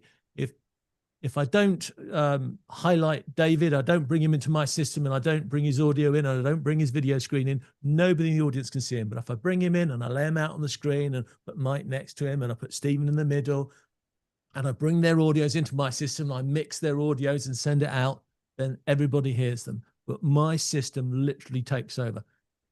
What confused me is, of course, when I heard this existed, 2 months ago, and I started my hunt for it, I thought, oh, there's going to be a new little feature in Production Studio. You'll be able to press a button and suddenly so-and-so's machine will take over. That's not the way it works. When you connect it, you just kill Production Studio, but you use the Production Studio system to be in charge of the audience, and they hear and they see what you want them to see, and they don't hear or see what anyone else is. If anyone else in the audience, if anyone else in the panel wants to be seen, you've got to bring them into your system, and there are lots of ways of doing that, and then you send them out.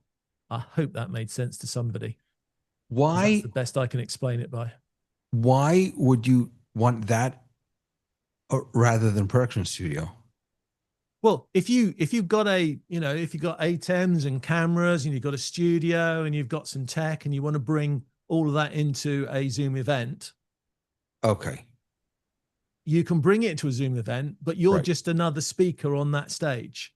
And then you've got all the problems about speakers can't be can mute and unmute themselves and they like, and they can talk over you. And you've got all those control issues.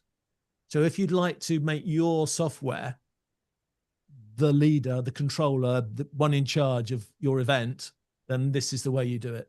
Well, but isn't that the same thing as the Ecamm functionality? So when I join, well, that's what Ecamm would just put in there, and that's what we really need. All the that's the B. It's not just Zoom. BYO audio, right? It's BYO audio because it's the audio that's the problem. We can take control of the video because that's easy. You just spotlight somebody or put them on the screen. The problem was the audio that you couldn't control where the audio came from. Gotcha. And that's why it's bring your own audio, because it's the audio that's the problem. I wonder if, do you know, has vMix or any of the other tools integrated this, built this out? Well, I haven't heard that anyone's got it. It may well be they're in the same situation as everybody else. They heard about it but haven't implemented it yet. I don't know. It took, as I said, it's not that Zoom have hidden it. It's just it's only applicable to really a certain group of people. So it hasn't been generally published around the world on the internet. But I wanted to use it, and I wanted to find out if I could use it, and anybody can. But you're right. You can use the Zoom, I've got to get the words right to make it. You can use the Zoom plugin, which is the latest SDK, which came out at the developers conference. That's how you can use it to get into the system. And therefore you can use that system for, all these vMix and all the Apple guys can all make it. Even our friend who did the OBS plugin could add this feature. So they could all add that feature, but it is another bit of code you've got to add to your system to make it work. Gotcha. And if you don't obey the rules, it crashes. So you need to, which is, I suppose, it's what you expect, isn't it? If you one of the things that we found with the Ecamm implementation is that if you're using it and then you open Production Studio, you turn on Production Studio, it kills the Ecamm thing. Production Studio just takes over. Yeah. Hey, speaking of integrations, this hot off the presses from John in our office hours community. He has launched core video for OBS in the Zoom marketplace, which is amazing. So this is essentially in the Ecamm world, it's Ecamm for Zoom. This allows you to grab raw video, audio, screen share, interpretation directly into OBS as clean, isolated sources. I don't know. It doesn't. That will be using the new Zoom plugin. That will be using the same tech, the Zoom plugin SDK, which came out at Zoomtopia. So that's the second company the second person to do that for OBS. It doesn't look to me. The Ecamm's implementation is they actually just built Zoom into Ecamm. That doesn't look like what is happening here. It doesn't look like the meeting is in here. It looks to me like you join the meeting through OBS maybe, and then you can just grab the different elements that you want. But good for him. I think that's fantastic. I think it's so exciting.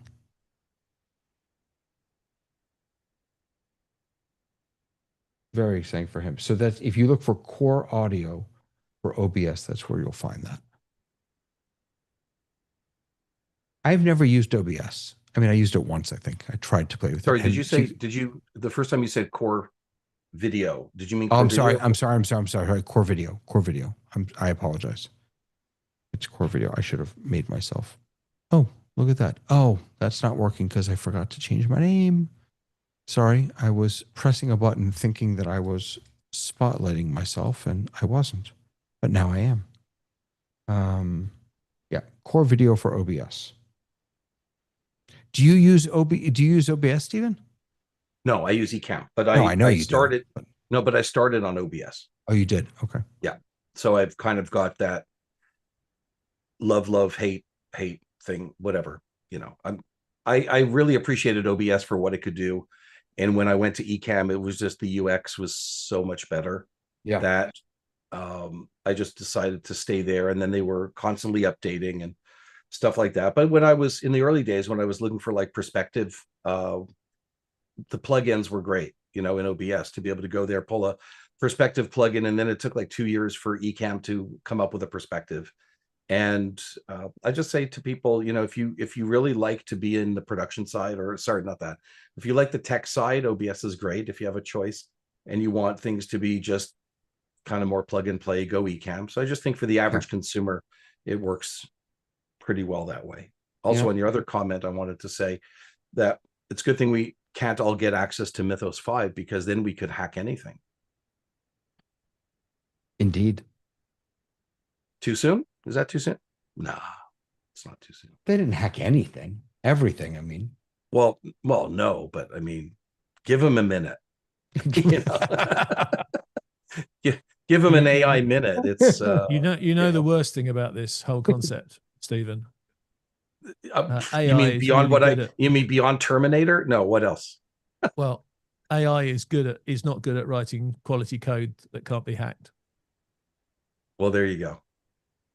My son was a because QA. it copies code that we've already written, so it just creates spaghetti. Yeah, my son was a quality analyst for Ubisoft in his early days of his career, and he was just like the garbage that some of the devs were putting in and not documenting, and just the open door to like every Ubisoft game that you could imagine. He was just closing doors. And then when he went over to Salesforce and he just became a dev at Salesforce, or for Salesforce. And then his brother was an admin. His brother was like, oh, so I want to do this. And Mike was like, okay, let me hack that out for you. And that goes back, David, to what you were talking about, your different hats that people wear. In the world of like Salesforce integrators, like my two sons, same company, one's a dev and one's an admin. The admin couldn't tell you how to program anything, but he could tell you how to design everything. And the developer didn't want to talk to the customer on a good day. So it was just kind of that way. And my daughter, who's in music, she's paid for something called top lining, where she's just writing the melody. Somebody actually composed the music. Somebody did the lyrics. She just top lines. She just gets writer credits for the top line. Somebody gets writer credits for the melody. Somebody gets the credit for the lyrics. Sometimes she does all three. So I think it's just the way things are in the world of collaborative arts. And I think sometimes we think we're all very scientific here, but this is very much collaborative arts, at least the way I see it. There's Boy George released a song on Bandcamp that he says he wrote it with AI, and it was taken down. It was a pro-Israel song, so there's debate as to whether it was taken down because of the politics of it, or whether it was taken down because it was written by AI. I have to say, I listened to it.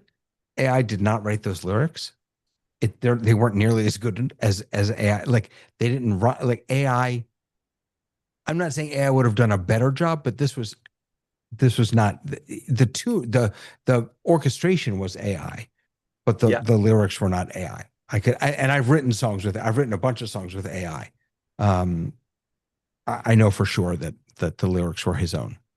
So I'm a big fan of using AI for support like that.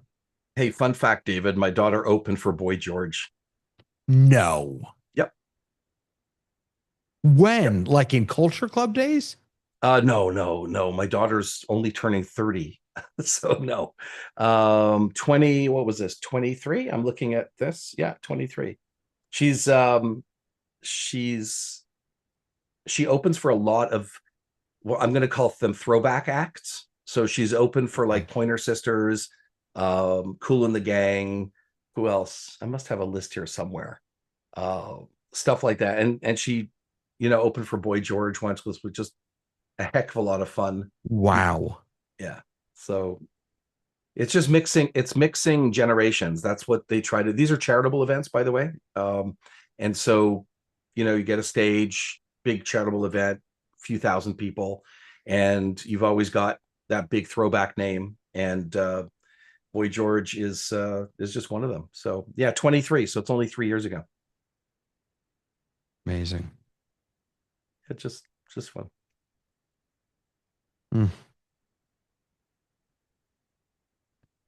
Mike is back. Everything good, Mike? Did you get reconnected? You tell me, am I any better now?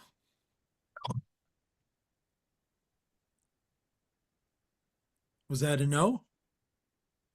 Wait, could you not hear that because I don't have original audio on? I was making crackling noises. Oh, it's still doing it? No, I was just making crackling noises to annoy you. Oh. So it's better now, is what you're telling me. Oh, no, it's good. Okay, yeah. It's amazing when Zoom actually kicked me into personal isolation mode instead of original sound. That's amazing that it did that. So Wait, why? upset. Wait, what? Why did it do that to me? I have no idea. I'm still figuring that out, and I will You figure mean when that you out at the show. But explain what you're talking about. You mean when you left and came back in, it did that? No, what I noticed is that before I left, I noticed that I was currently on the personalized audio isolation, which was not my default setting anymore, because now we can keep original sound, because I am using the Fairlight stuff within the A10 Mini Pro. So I've had it hard coded to be original sound, but for some reason today, when I connected to this meeting, it kicked me into personal audio isolation, because I know that it had me properly with original sound for musicians, as far as I know, with John and I earlier today. So. Gotcha. But interesting. Why I did that? Don't know. Am I going to look into it? Oh yeah. Speaking of different audio profiles. Oh, I'm not sure I'm allowed to say this actually. Sorry. Well, no, I can say this. Use the word Who we are hypothetically. now, David. That's all.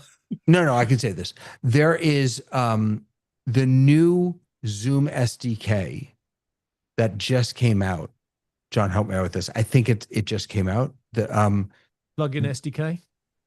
There's a bug with regard to changing original audio, shifting that.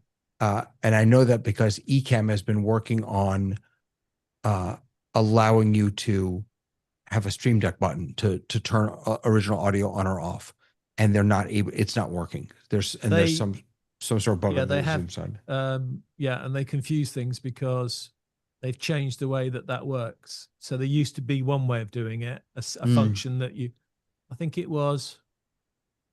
I'm going to get it the wrong way around. But I think it was something like one function was, it was on or off. Yes, I think that's what it was. It used to be on or off. That was the option. Right. But because of the way they've now got personalized, they've added personalized. Yeah. They've had to change it from being on or off to being a choice. You know what that's like, John? That's like the views also. It's the same thing with the views. How you used to be able to toggle between speaker and gallery, and now you can't toggle anymore because you've got, what is it, an enhanced speaker or whatever. Yeah. And there's still apps out there probably using the old version and not working properly. Yeah. But I will be getting my button, not from Zoom, but from other places.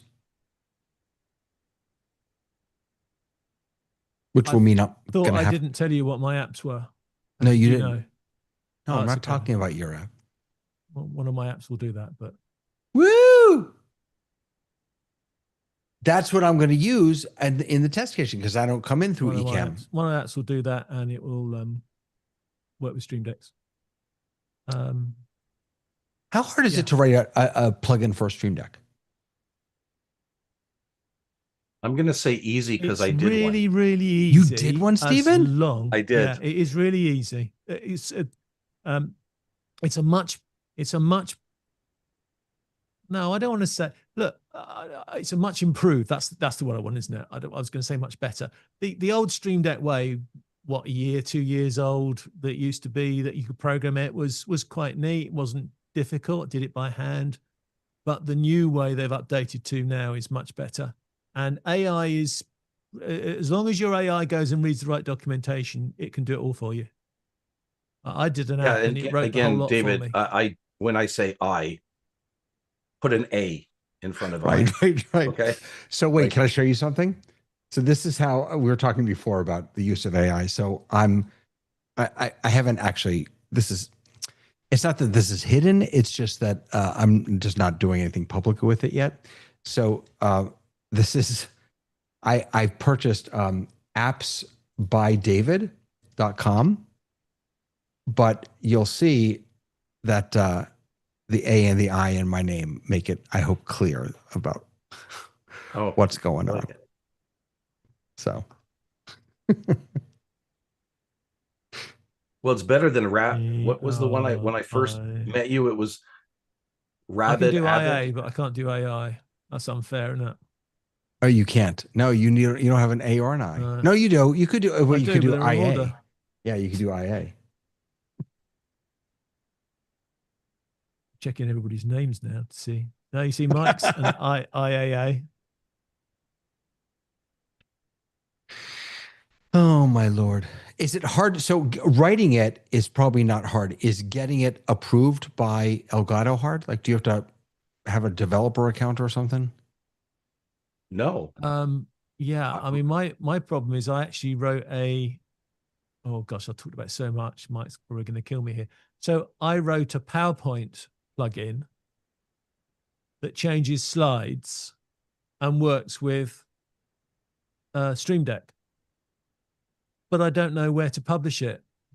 It's because if I publish a Stream Deck app, it doesn't do anything unless you've got the PowerPoint plugin. And the PowerPoint plugin can't really do anything unless you've got the Stream Deck app. So I don't know where I'm going to publish it. I might just have to just stick it on a drive and get people to download it privately. Yeah. And I found a catch that I forgot. I was doing one of my apps yesterday, and I thought, I need to get this working on a Mac. And of course, I need a Mac developer's license to do it. Because Apple want you to have a developer's license and be cleared on their whatever it is developers thing they're involved in. And unfortunately, you have to put your ID in the system, otherwise the marketplace won't accept you. So if Yeah, you're I did an have to iPhone put in version my of your ID. app, That's David, true. you got a problem. Well, Chad has already started writing the plugin for me. The only All I thing did was I just wanted a long hold. Sorry, go ahead. Yeah, all I was going to say is the only thing I would criticize AI about is it doesn't choose very interesting graphics. So you probably want to improve the graphics for your for your buttons when you finish. Yeah, but yeah, it's pretty good at doing that. And you can make it available to people without actually publishing on the Elgato. If they that's go nice. into, I think it's developer mode, I think it's called, then you can install unapproved through their marketplace apps and you can distribute it that way.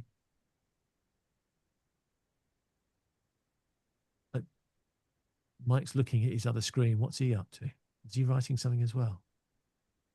No, but I am chatting with people on YouTube. Tulloch is with us on YouTube now. Oh, hi, Tulloch. Stream Deck. Here we go. So how do you? You've got to. You're not finished, David. You've got to do the companion plugin next. Oh God. I really should. Yeah. That would be better. You can do it. You can do it. You can do it. You can. Sure. You might get it's a bit harder for AI to do companion plugin, but it can work. I think if I'm not mistaken, I programmed the 90% of the thing in terminal on my Mac.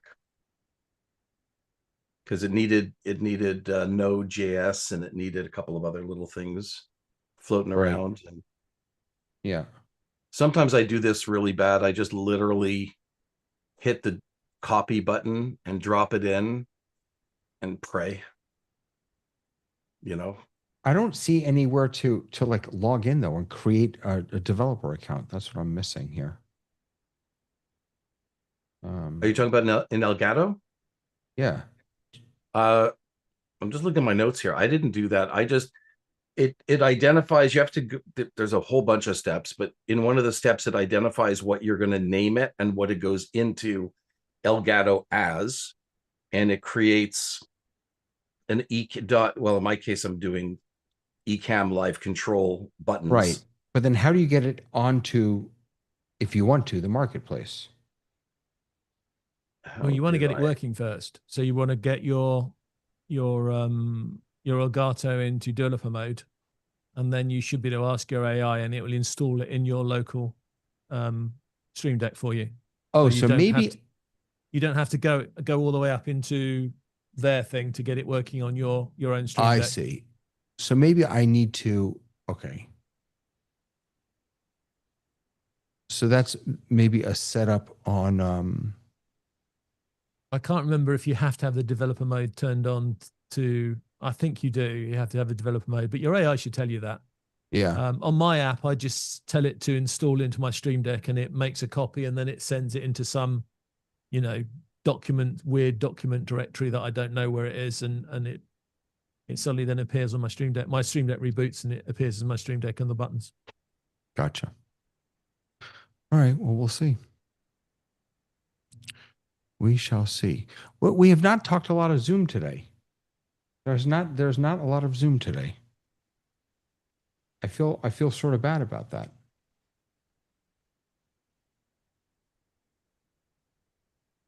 Mike, do you have any Zoom today? Do I have any Zoom today on YouTube? I will double check. I've let everybody know to let us know if you do have any questions or comments or anything for the panelists, to let us know in YouTube. But everybody's very quiet, but we got lots of viewers. So Well, there watching. you go. I am updating my Stream Deck as we speak because it was not updated. We want to see David blow up one of his 3, if not 15 Stream Decks that he has there. Yeah. Have we mentioned Ray's little project? No. Recently? What's Ray's little project? What's Ray's little project? Well, I don't understand it because it's very clever. But he's devised a system, and I'm not sure how much AI he's using, but I have a feeling he's got one of those scraping AI organization tools in the background. And he's using it to get data back from all the release notes and all the outages. Oh, and right. He's got a neat little tool around that. Yeah. I do remember that. Which I think is brilliant. Has he launched that yet? I think he's working on it. Because I think most of the feedback he's had is some people want bits he's probably not even collecting data on, and other people want it focused on a particular product. So I think he's got user feedback, should we say? But it's very neat for the whole thing, and it's not just a scraper, because if they change the notes, which I think is really cool. So if they change the rules of the game, in other words, they go back to the release notes and they change how something's going to happen, or they put something in that wasn't there, or take it out, etc. His system does a differential search as well. So if Zoom changed something, he sees it straight away in his little. It is that it really is very cool. And then he goes back and asks them, "Why have you taken this out?" And then they're thought, "Oh, I'm supposed to know. We're supposed to do it on the QT, and no one notices." But Ray does. You're not going to get anything by him anymore. No.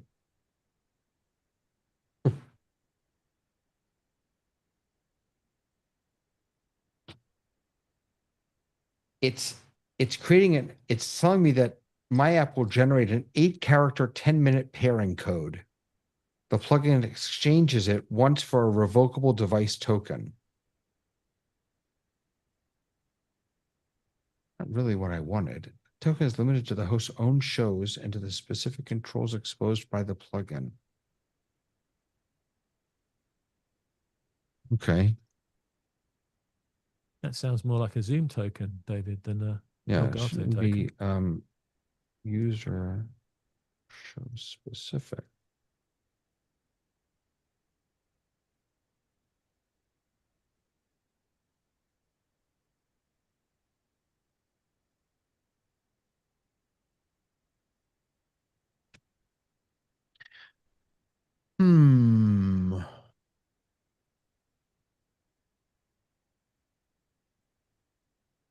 I don't think there have been any updates to ISO or OSC. I don't think.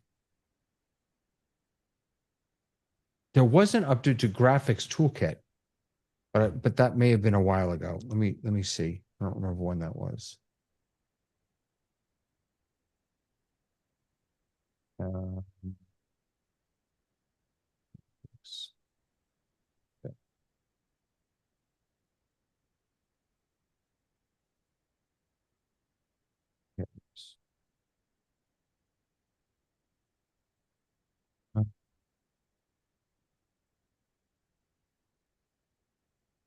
I want to see the. I don't really want to download it. I just want to see the change log. I think you have to do this in order to. Yeah, you do.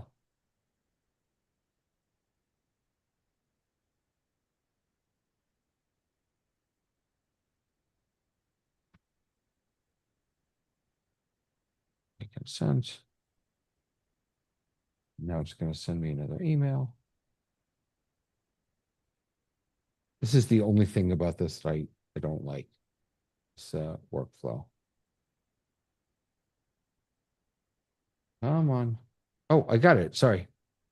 Oh no, this was back in 7/17. Okay. So where are the notes though? Oh, here we go. Oh yeah, we did talk about this. The participant list graphic type, the counter graphic type. Yeah. The combiner graphic. Okay. Yeah, sorry. We did talk about that. In fact, we had now I'm remembering it. We had I think Andy was here for that also. Hey David, thank you for this co-working session. Well, that's look, when we've got nothing to talk about. I'm going to tell you why. I solved the first problem I came here for. At least I found the cause. I found the cause. Okay. Tell. Okay. So do you remember I said I have a Mighty Networks platform and I have a Circle platform, and my Mighty works flawlessly and my Circle works intermittently to when I create a Zoom call and it goes in, it's supposed to automatically land back into my, right. Yeah. Guess what? So I went backwards. Remember what I said with the microphone all the way in? So I went backwards to where's the problem in the calendar. I found an intermittent one, and lo and behold, in source, in my Apple calendar, it tells me my source for the Circle one is mail, which it should not be. And my source for my Mighty is actually the direct URL from Mighty. So I backed into Circle and, I backed into Zoom and realized it was landing in Zoom if I received an email. And Zoom, you know how Zoom will pick it. Oh, sorry, the other way around.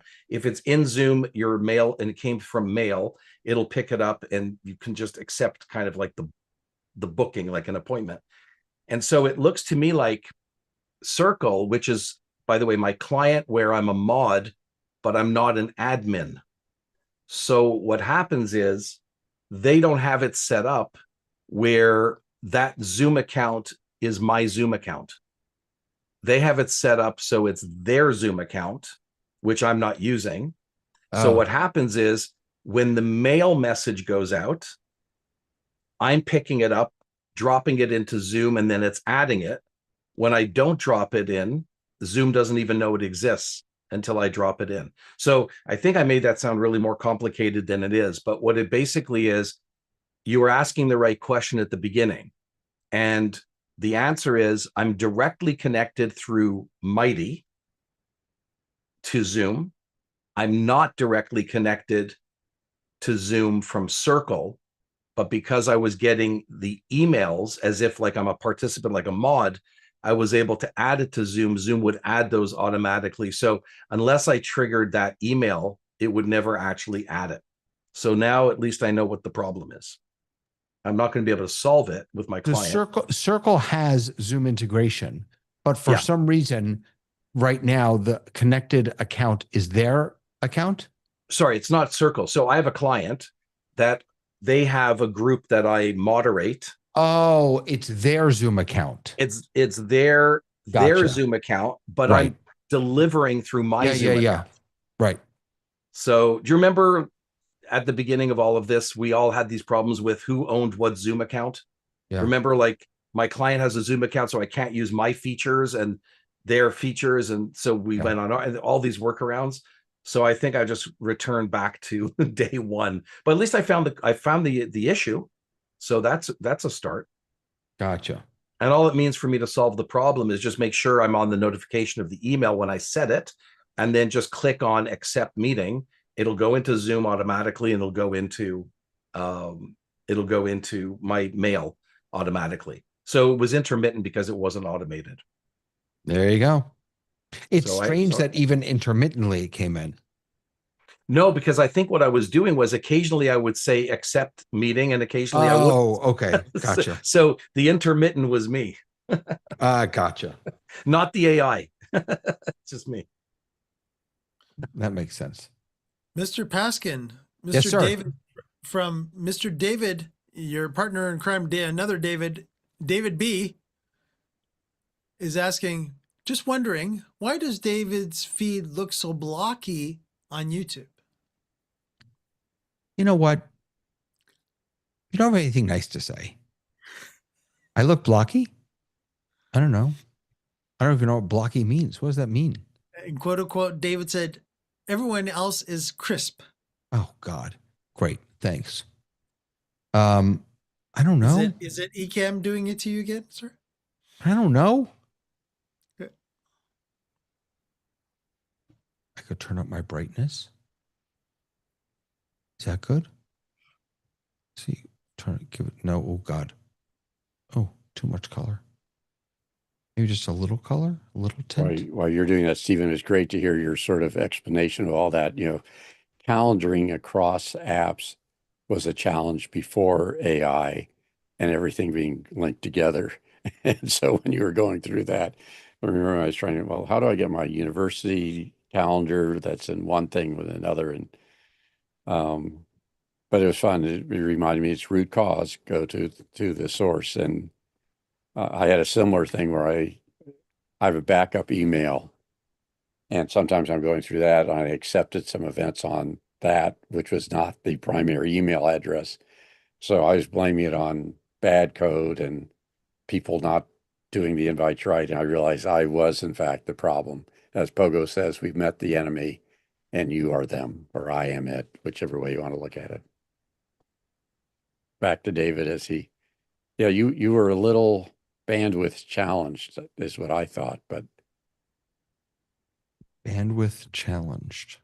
Let's see what my Yeah, what John is mentioning, that is sometimes that Zoom will automatically, depending on if you're having bandwidth issues between you and their servers, you will become blocky a little bit.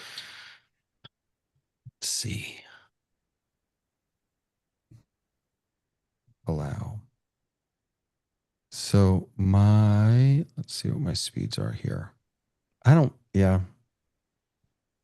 That doesn't look like the issue.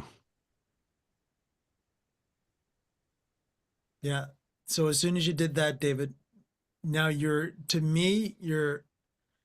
not 100% clear. Yeah, it's definitely not Xfinity though. I mean, I've got 500 down and 350 up. So I think I'm okay there. I don't know. Maybe it's just, you know what? Every once in a while, you need to reboot your computer, right, Mike? Absolutely. Yeah. Been there, done that, Dave. Yeah. But yeah. I find when I look at my on my Stream Deck, I have a button for my processor, and I notice that when my processor goes up high, that things will get blocky, and if my RAM starts getting eaten up, so if I'm watching Activity Monitor, and for some reason, even though I have 32 gig of RAM, sometimes that RAM leak is real. And you just said the right thing. Like you close everything down. Sometimes you just got to reboot. Yeah. And just clean it all out. And yeah, my memory's at 53. My CPU's at 76. So I'm actually doing okay. I don't know. I don't know what it is.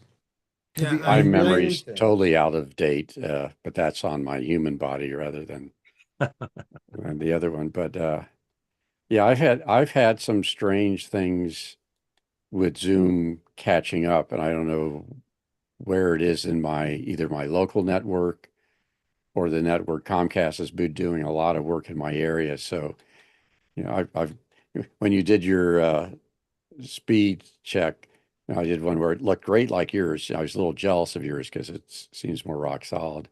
And then 5 minutes later, I was having no bandwidth.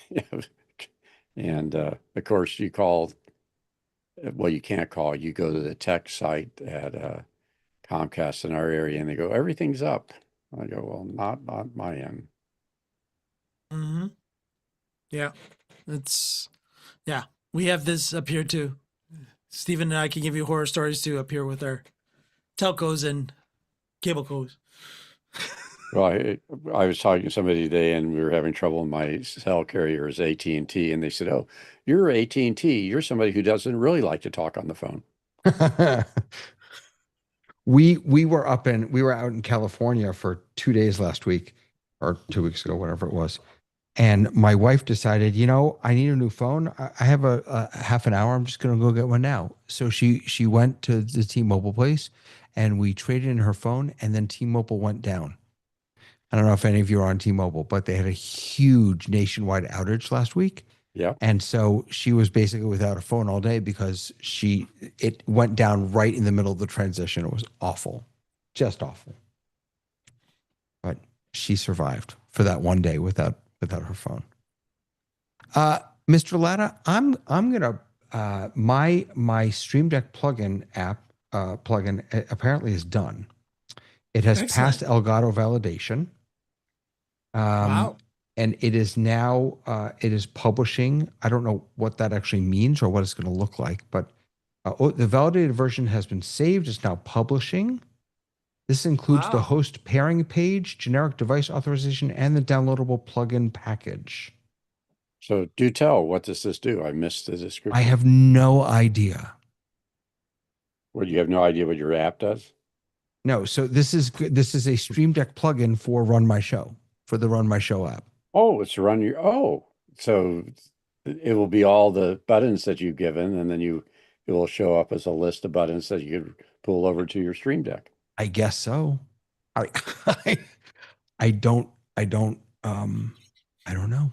I really like this is the problem with a lack of clear instructions. No, this is a problem with someone pretending to know what they're doing and I love the Tony app, Mobley David, I'll tell you. Tony Mobley.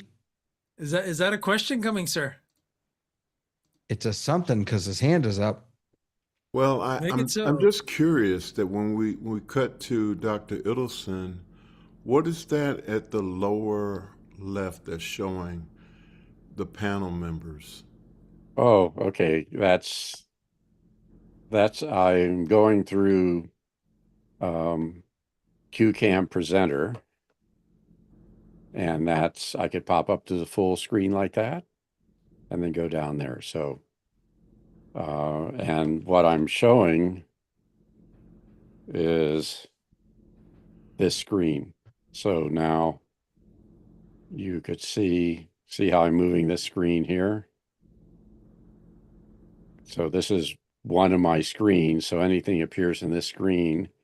And if I push this button, those will all appear on the main screen. So this is a great app for doing demonstrations. Because if I had my iPad in my hand, then I could be drawing and stuff on it. So this is QCam Presenter running into my Zoom client. Wow. Thank you. And Thank if you for want, sharing Tony, I'll do a plug for you. So I'll show you how to do that. Okay. I'm going to go here. I'm going to go to Tony. Well, I can show you what I'm doing. I'll come down here. So now you see Google. And now I'm going to make this full screen. And I'm going to say, if you really want to get a great show,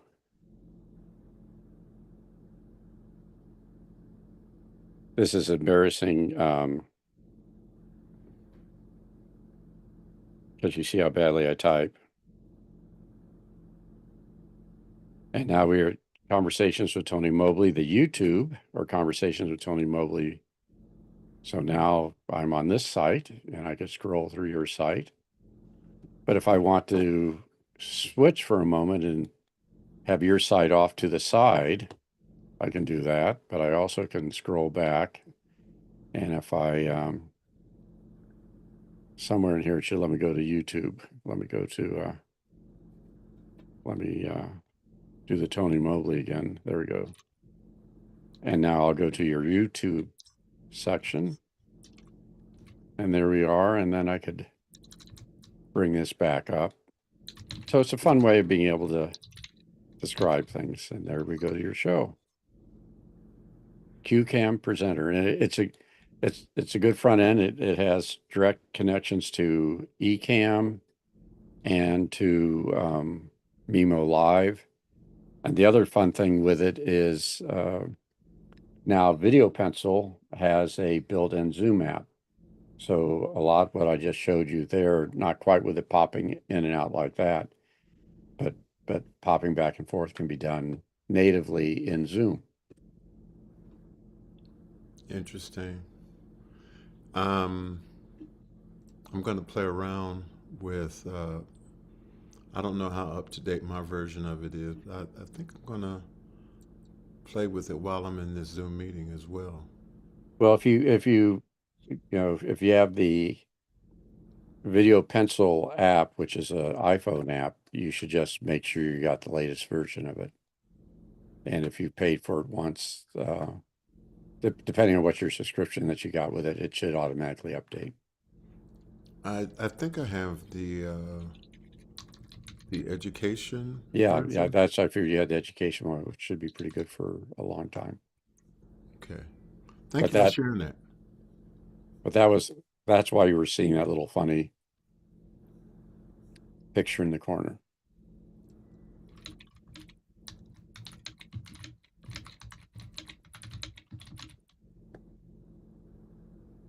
Very cool. Everybody's being very quiet here. All of a sudden, Mr. Paskin is I now have a plugin on my Stream Deck. This is like insane. Show us, David. Show us. Yeah. Well, so which keys did they light up for you with your plugin? So it made nothing's working yet. So just, I mean, don't get too excited, but TGG4. Wait. Give me a second here. I'm trying to. What did I do? Was that me? No, that was me. Don't mind. Don't look behind the curtain. I'm not looking behind the curtain. What is this small? Oh. Oh my God. Hold on. Sorry. All right, here's what I'm so oh, I see what they did. Okay. All right, so there's this little guy here, which is stupid. Okay. So download the plugin, get a pairing code. Now what do I do with this? And now I go over to here, I guess. Yep, and I put in the pairing code.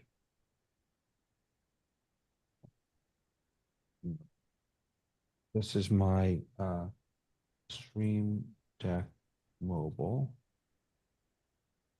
FAAT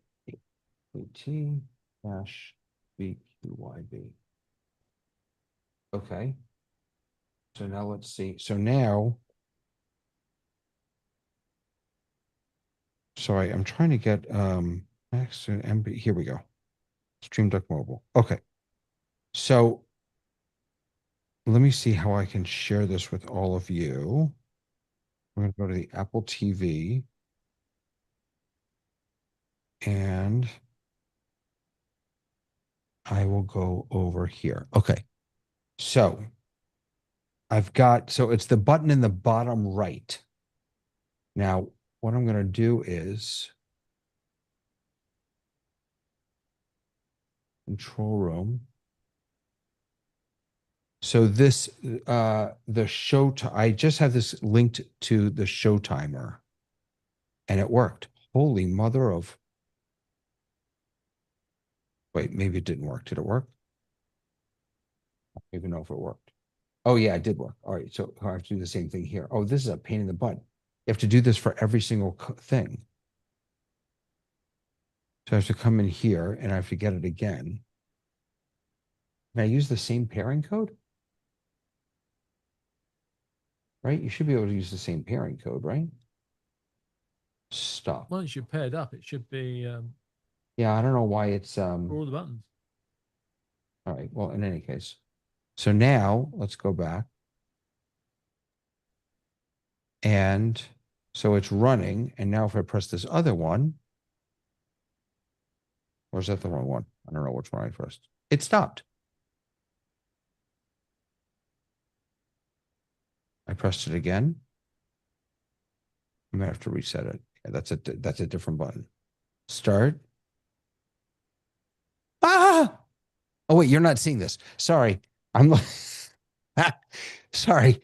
So it's this thing up here at the top, the show timer. That's the only thing I did. So I can stop it. And I can start it. Come on, baby. You can do it. I'll try you one more time. Ah, here we go. Okay. You know, I didn't want to do this weekend. We know what you're doing this weekend now, David. Is that right? Son of a gun. That's fun. I'm not going to lie. Developing is fun. Especially when you get things done that are useful for you. That could be, heaven forbid, reduced down to a single button, but yet it actually triggers 10 things at the same time. Yep. When it works, when I was teaching, my students were always amazed because I do some sort of demonstration and they would say, "This is so great." They said, "John, we really like it because you get so enthusiastic about showing your stuff." And I said, "Yeah, because I'm sort of amazed that it works." But I think you got to win there, David. Yeah, David's just got to make pretty buttons now. So he's just going to make pretty Stream Deck buttons, for it now. Yeah. So one's going to have a clock. One's going to have a, yeah. Oh yeah, you can use AI to make the buttons for you too, by the way. No, those I can just make in Canva. That's no big deal. Okay, make Canva AI do it for you then. Okay. No, that's actually the one AI that I almost never use. I've been so disappointed by Canva AI. Tell us more, David. No, just not great. No. That's just my experience has not been good with it. That's all. This is crazy. I'm not going to lie. This, by next week. Again, the interesting thing, David, is the whole house will be Stream Decked. Yeah. Dave, the fun part of this is that, you're obviously an early adopter and having great success, but just think what is it going to be like a year from now? Right. Where, how many times have you done something in applications that it really should work this way? And you'll even talk to them and say, well, the reason we did it because the majority of the people want it to work that way. And for some of us who are always one step out of the majority, now we could go back and say, this is how I want something to work, and I'm going to build it that way. Yeah. Yeah. It would really be better if that red thing in the background was Stream Deckable. If it turned on and off on command, that would be really cool. We're talking your light, David, in the back. I'm sorry, what? I wasn't paying attention.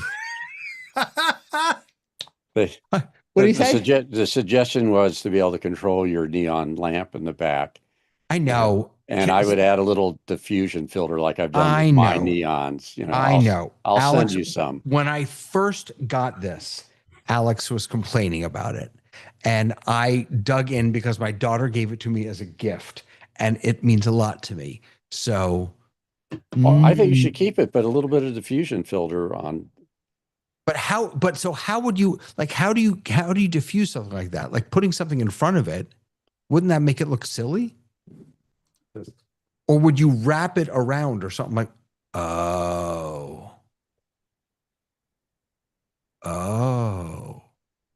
It's amazing what gels do, David. Yeah, that's still going to look a little silly, I think. But maybe I could cut. No, because I could cut it out to be the same. All right. Tell me what to get. What do I get? All right. Give Mr. Idelson a few extra seconds now that he showed you. Now he has to make sure it looks. This is what you get. This is the last one I got from Amazon. Let me fix this and then I'll come and show you the link. Well, here, Amazon.com. We're going to get. So let me switch into my account. Oh. It's perfect. I made you ruin it. I'm sorry. That's all right. This is recoverable. Okay. Hold on. I will get to my. I mean, there's the way I see now. You got it slightly. You have to be very careful with the lights because it really will take care of it. And let me go to Amazon because I just ordered it. It will be in my cart.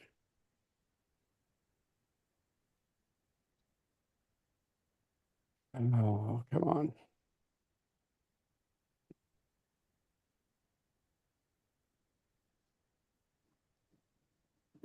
You want to do ND sheets. ND sheets?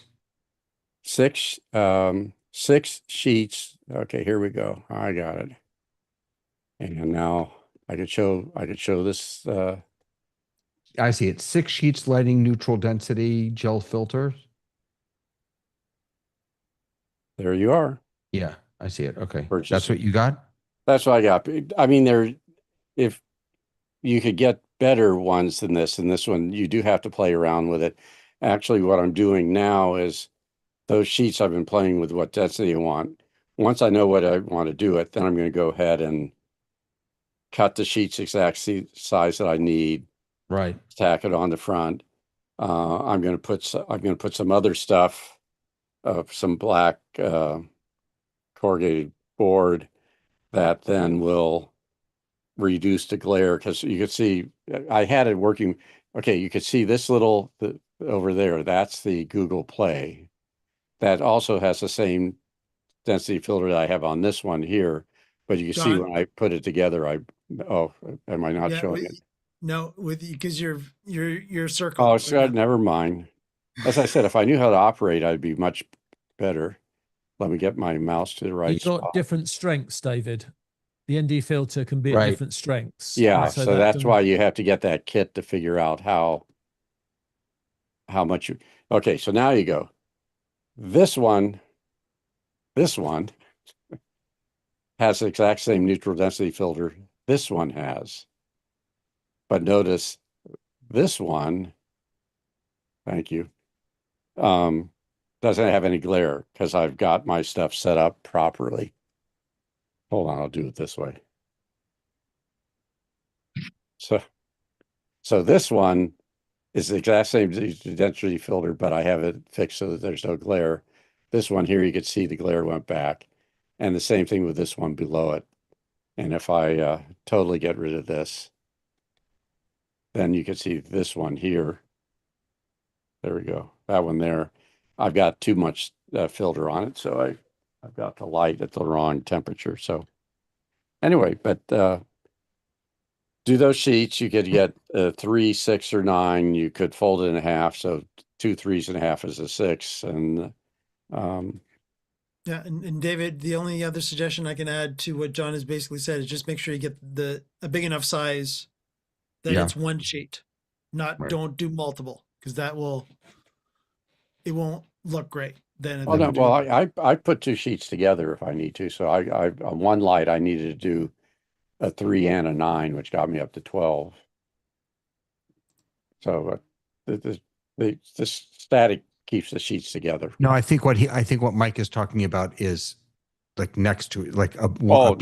It's got to be one sheet. Yeah, I'm not sure. I just ordered it. I'm not sure that's going to work, but We'll give it a shot. We'll see. Well, how large is that? I have no idea. That one was I saw 16 by 20. That was 16 by 20. Yeah. No, I'm talking your logo in the back. Yeah, I have no idea.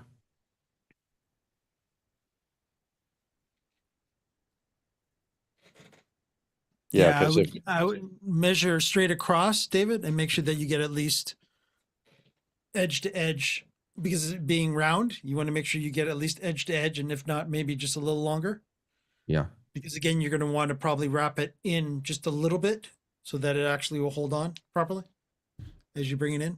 Or use double side photo mailing tape is what I do. You get the really thin black tape.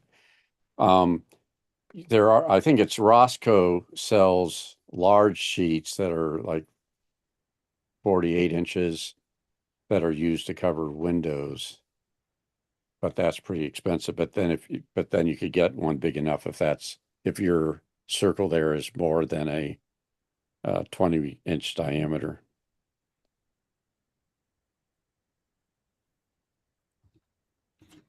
Yeah, in the pro world, when we're on like film sets and stuff like that, a lot of the Daily Electric and such people will actually run around with these. This is what they call a swatch kit. So in here, so if you need a certain gel, you would just it's got all the information of.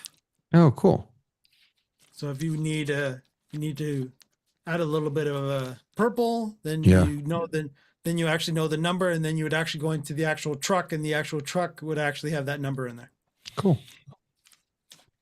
All right. So I have good news and if bad you have news. a bunch of friends, you go in for $275 and get a 5-foot wide, 25-foot roll, and it is so much fun. That would be nice. Well, I have good news and bad news. The good news is it seems to be working. The bad news is I have officially run out of work credits for OpenAI. So and I've used up every extend button that I had. So I'm going to log off. Wish you all a wonderful weekend, and see if I get any more credits before next Friday. Bye, guys. Have a good one. Take care, David. All right. And if David still sees me, I'm still going to do it for everybody. If you have there it is. If you have any questions for us, for the panelists that are still here, do let me know in chat so that we can actually answer your questions before we wrap it up this week. Mr. Drinkwater, do I dare ask what's on that screen? Can you ask my namesake what it is? Because he probably knows about it better than I have, because I can't get it to work. Who is your namesake? The person with the same name as me. Really? Is that Mr. Idelson? Do you need Mr. Idelson's help? I'm trying to see what this is. Felipe's new software works? Because it looks amazing, but I have no clue how to start it and get it working. I'm trying to see which one it is. It's his new Inside the Show app. So it's replacing OBS with his own app to run his shows. Oh. Well, first, I'm not sure whether we're allowed to show it. You have to go to one of the I'm not gonna go any detail, but I do think it's worth mentioning for everybody that he's been well known for doing some really clever things, and he's now got his own app. He's dumped OBS, and he's now having his own completely dedicated app for doing his shows, which is amazing. Absolutely amazing. If you go to one of the Wednesday test sessions, it's pretty amazing what he's done. It has some OBS-like features because a lot of the people who were using Inside the Show were using all the OBS scenes and stuff. But Philippe is back to his don't look down model where you're using the Stream Deck and you automatically know where to push, and having things set up. How long did it take you to get yours up and running? well, the count is still going because I've got it installed, but it doesn't seem to work yet. I can't work out how to get Zoom working. It may be because I've got other Zoom tools that I'm clashing with it, but I can't get it to connect to my Zoom thing. So I've just opened a ticket to find out how it works, because I do like it. It's very clever. Yeah, the only way I've been able to really, well, I had to do this because of OBS, but I had a dedicated machine that only had inside the stage or whatever running on it, because it had enough quirks. But yeah, I have not gotten as far as you have. I've watched it, I know it, but I have not put it on my dedicated mini. So keep me posted, John, on you and I go over the tricks of that. Yeah. Oh, I forgot mine. Somebody forgot to tell me that I didn't have my gobo behind me. I mean, I look naked without it.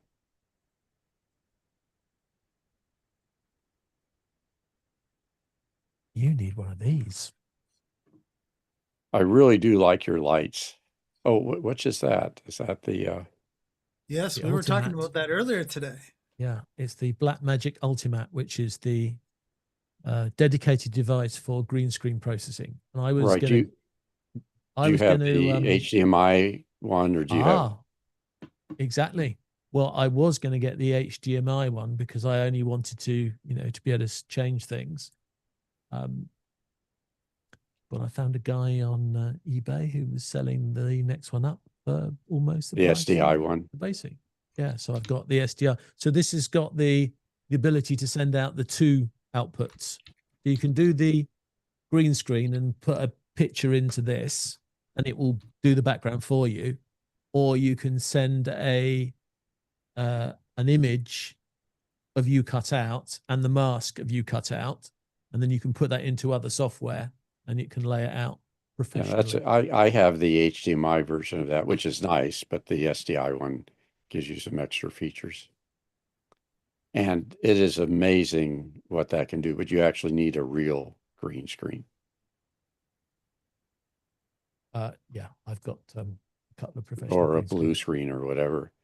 Actually, I've got the card as well, which I've been swapping from one machine to another. So it's out of its box at the moment to take the inputs in, mix them in. So there's some really fun things you can do with that, taking advantage of the built-in green screen within Zoom. So you essentially come in with a composite green screen that Zoom thinks is just as one colors it, and then you put a little green in that scene and let Zoom pick that as a color or blue. We did a thing where you see the blue that I have behind me, so we could do a green screen, but we could do a blue where all want something with a pier in there and then go away. So it is magic and fun. But I do love your lights, John. I looked for something in stateside. I couldn't see anything quite like that. I think I had one of those lights for about 4 months. I was just going around all the DIY stores and looking on the database, trying to get some more. I've got 3 now. So if I break one, I've got a spare. But yeah, I had terrible trouble trying to get, because they're quite big.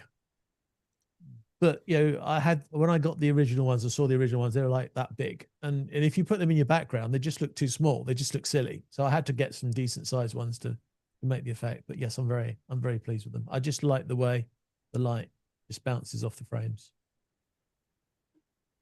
And is that a twist lamp in there? What's the bulb that's lighting it? Yeah, they are warm. I've got daylight bulbs as well, but I'm daylight bulbs on my lighting, and then I've made those but warm, are they screw like we call them E28? Yeah, they're E45s. I think it is screw types. So you could actually get one of those that is multicolor and control the colors on it. Yeah, I almost got some dimmable bulbs, but because with the balance of the lights, that particular wattage is just about right, because you can just about see the bulb, very, very slightly, just about see the bulb. Mm-hmm. through the shade. Yeah, just. Yeah. And you have a neutral density gray wall. No, I think they call it chalk paint. So it's a lot more rough. Let's see if but it does have that sort of effect. It is a non-reflective type background. trying to figure out. So famous last words. There we go. So now that's what my gray normally is. If I get rid of this. There you go. So I'm trying to see how close that gray is to your gray. Mine's actually a blue. Yeah, yours is a blue, more blue in it. Yeah, midnight blue or something. But it's a chalk. It's a chalk paint, so it's a lot thicker paint than the normal, and it's very unreflective. But you could draw with chalk on it. I probably could. But at $90 a tin, Mike, it doesn't seem like you're getting a lot of questions today in the YouTube, if we're still on YouTube. Yeah, we're still yes, we are still on YouTube. And YouTube, please let us know if you do have anything. Let us know in chat and I will mention it. There's actually Alan actually mentioned, he said natural density gel 6 or 9. So that was being very specific in the actual, again, when it comes down to the actual gel numbers and such, that's very specific in the type of, density wise when it comes to letting what you guys were showing David there, John. Yeah. When it comes to the gel. There's another trick. What my number is on that one. I think mine are a 6 folded in half, which is a 12, but problem is that I didn't do a good job of marking them, so I have to hold. That's part of the reason I bought another set of them, so I could actually figure out what are the densities, the one that I have.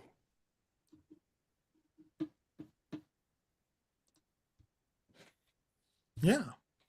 Very cool. So yes, everybody is quiet on YouTube, John, to answer your question. Yes, they are. Why? Well, hopefully they're enjoying a better life. They have a better life. They're definitely enjoying us chatting anyways, because we've had consistent people watching us throughout. So what are our numbers right now? We officially have 5 watching us right now live. Well, to the 5 of you, I wish you all a happy weekend.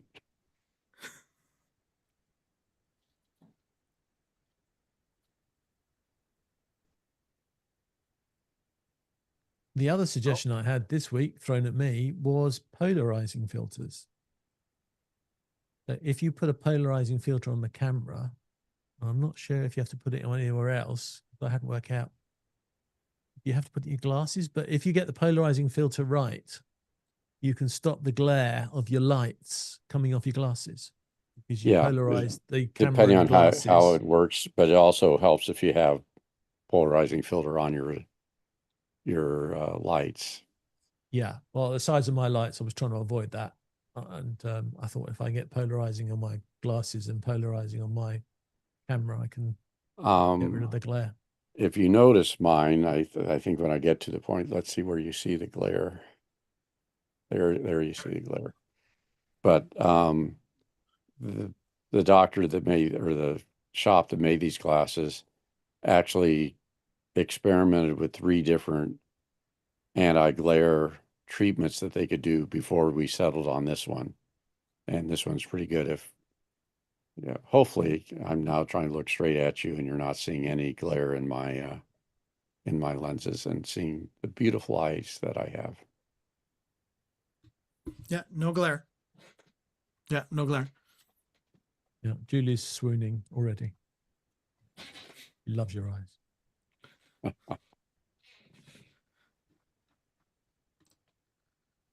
All right. Well, John, Mike, thank you for all that you guys do for the Zoom community and for Zoom Test Kitchen. But I will bid this group. Camera shot, Mike. Camera shot. Come on. Shot. Oh, you want the camera shot? All right. Yeah. I showed this to John. Yes, I showed this to John earlier for our show, so I'll throw it. So Something that Mr. Idelson's son gave us. There you go. There it is. Well, he may have handed it to you. Actually, I think the company gave it to you, but and well deserved. Thank you, sir. Okay. Have a great rest. Speak much. Rewind. Have a great rest of your weekend. You too. Take care. Good job.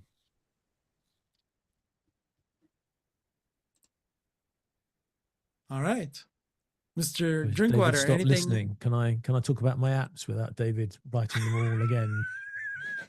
Sure. By all means. You have a captive 5 people audience. By all means. I don't know. And Juju's here too. She's hiding, but Juju's here too.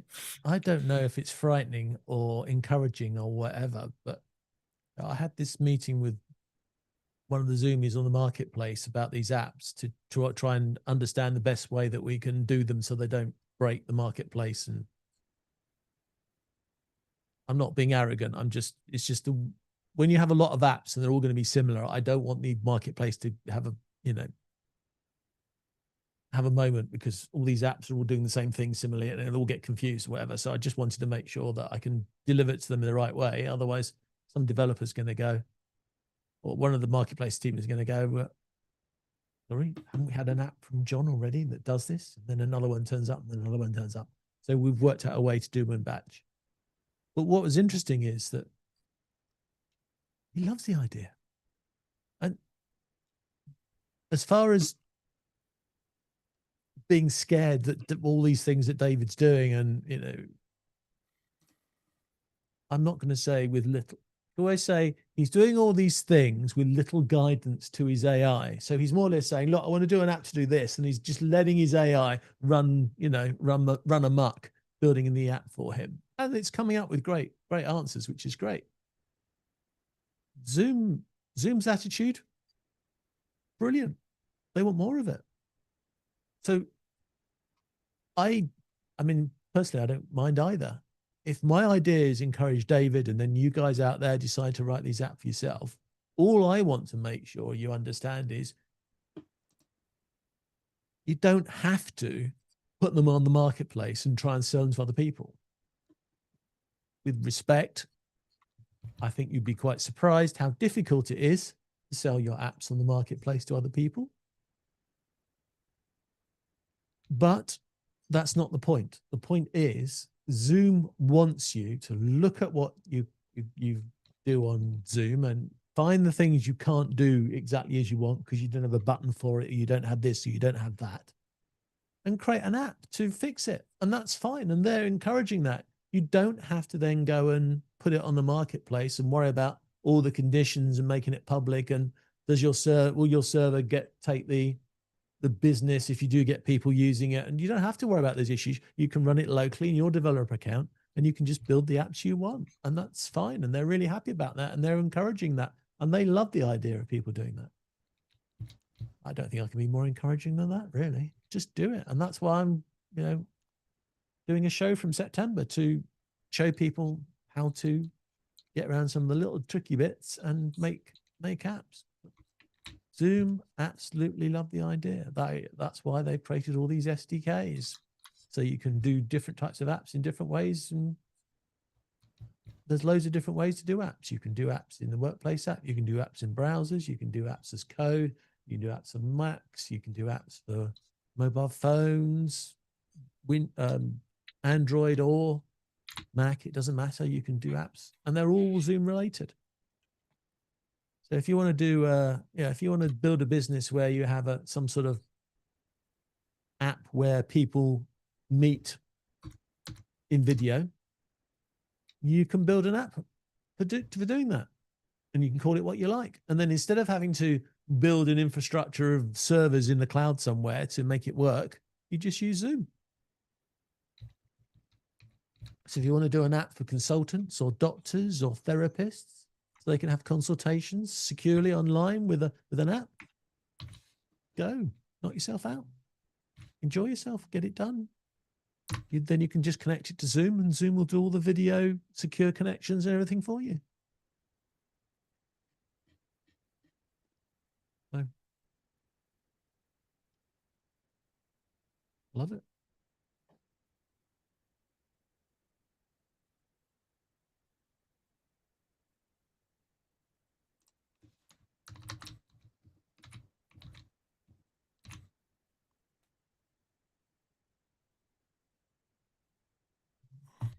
Just looking to see, there we go. We'll take the on that. Just looking to see if there was anybody adding any questions, and I am not seeing any as of yet.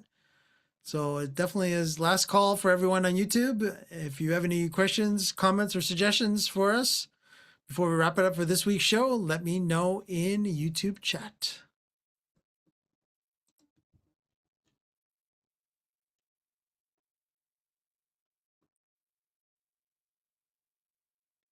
Excellent. As a hush comes over the crowd. And I'll give Juju something that she'll smile at. We're at the bottom of the ninth. Okay, there we go.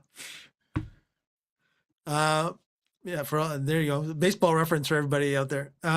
So everybody knows it's the bottom of the ninth. We're down to the last pitch. So if you do have a pitch for us, let us know in chat. Will it be a strike? Will it be a ball? We'll see.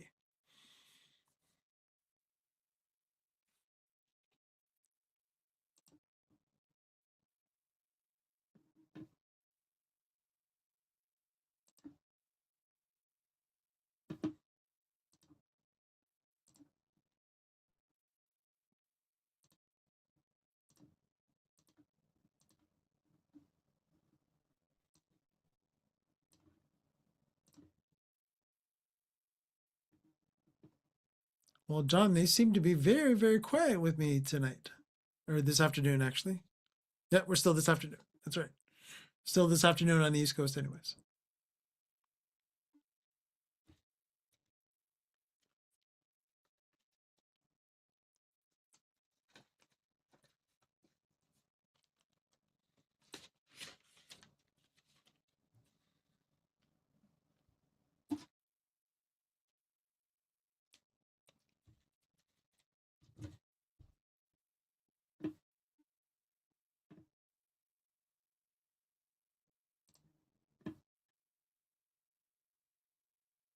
All right. Everybody's being way too quiet, so it's time for me to kick up the party a quick little notch before we let this go. I'm famous. You're famous. Tell us. Yeah, Tell us. my Zoom community Q&A live is live on the Zoom community forums. Excellent. My show tomorrow. Good stuff.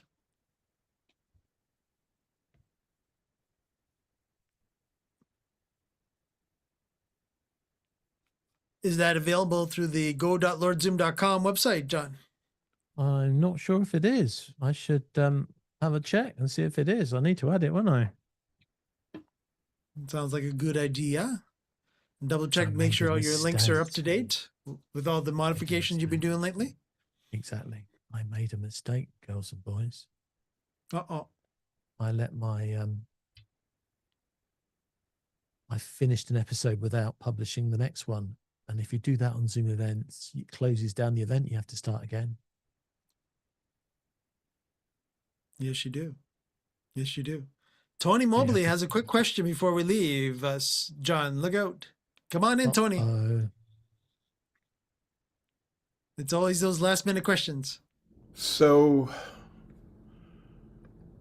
the house of worship that I'm working with is primarily a Zoom only virtual experience.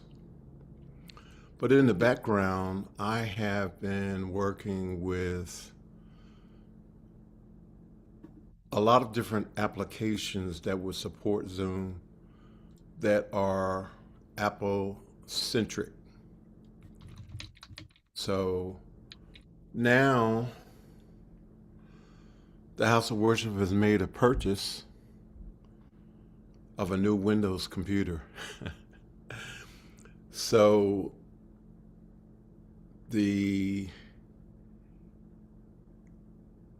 I don't have any Windows computers in my home at this time. And so I wanted to ask if there is a Windows solution that may be less expensive than vMix that might support the House of Worship down the line.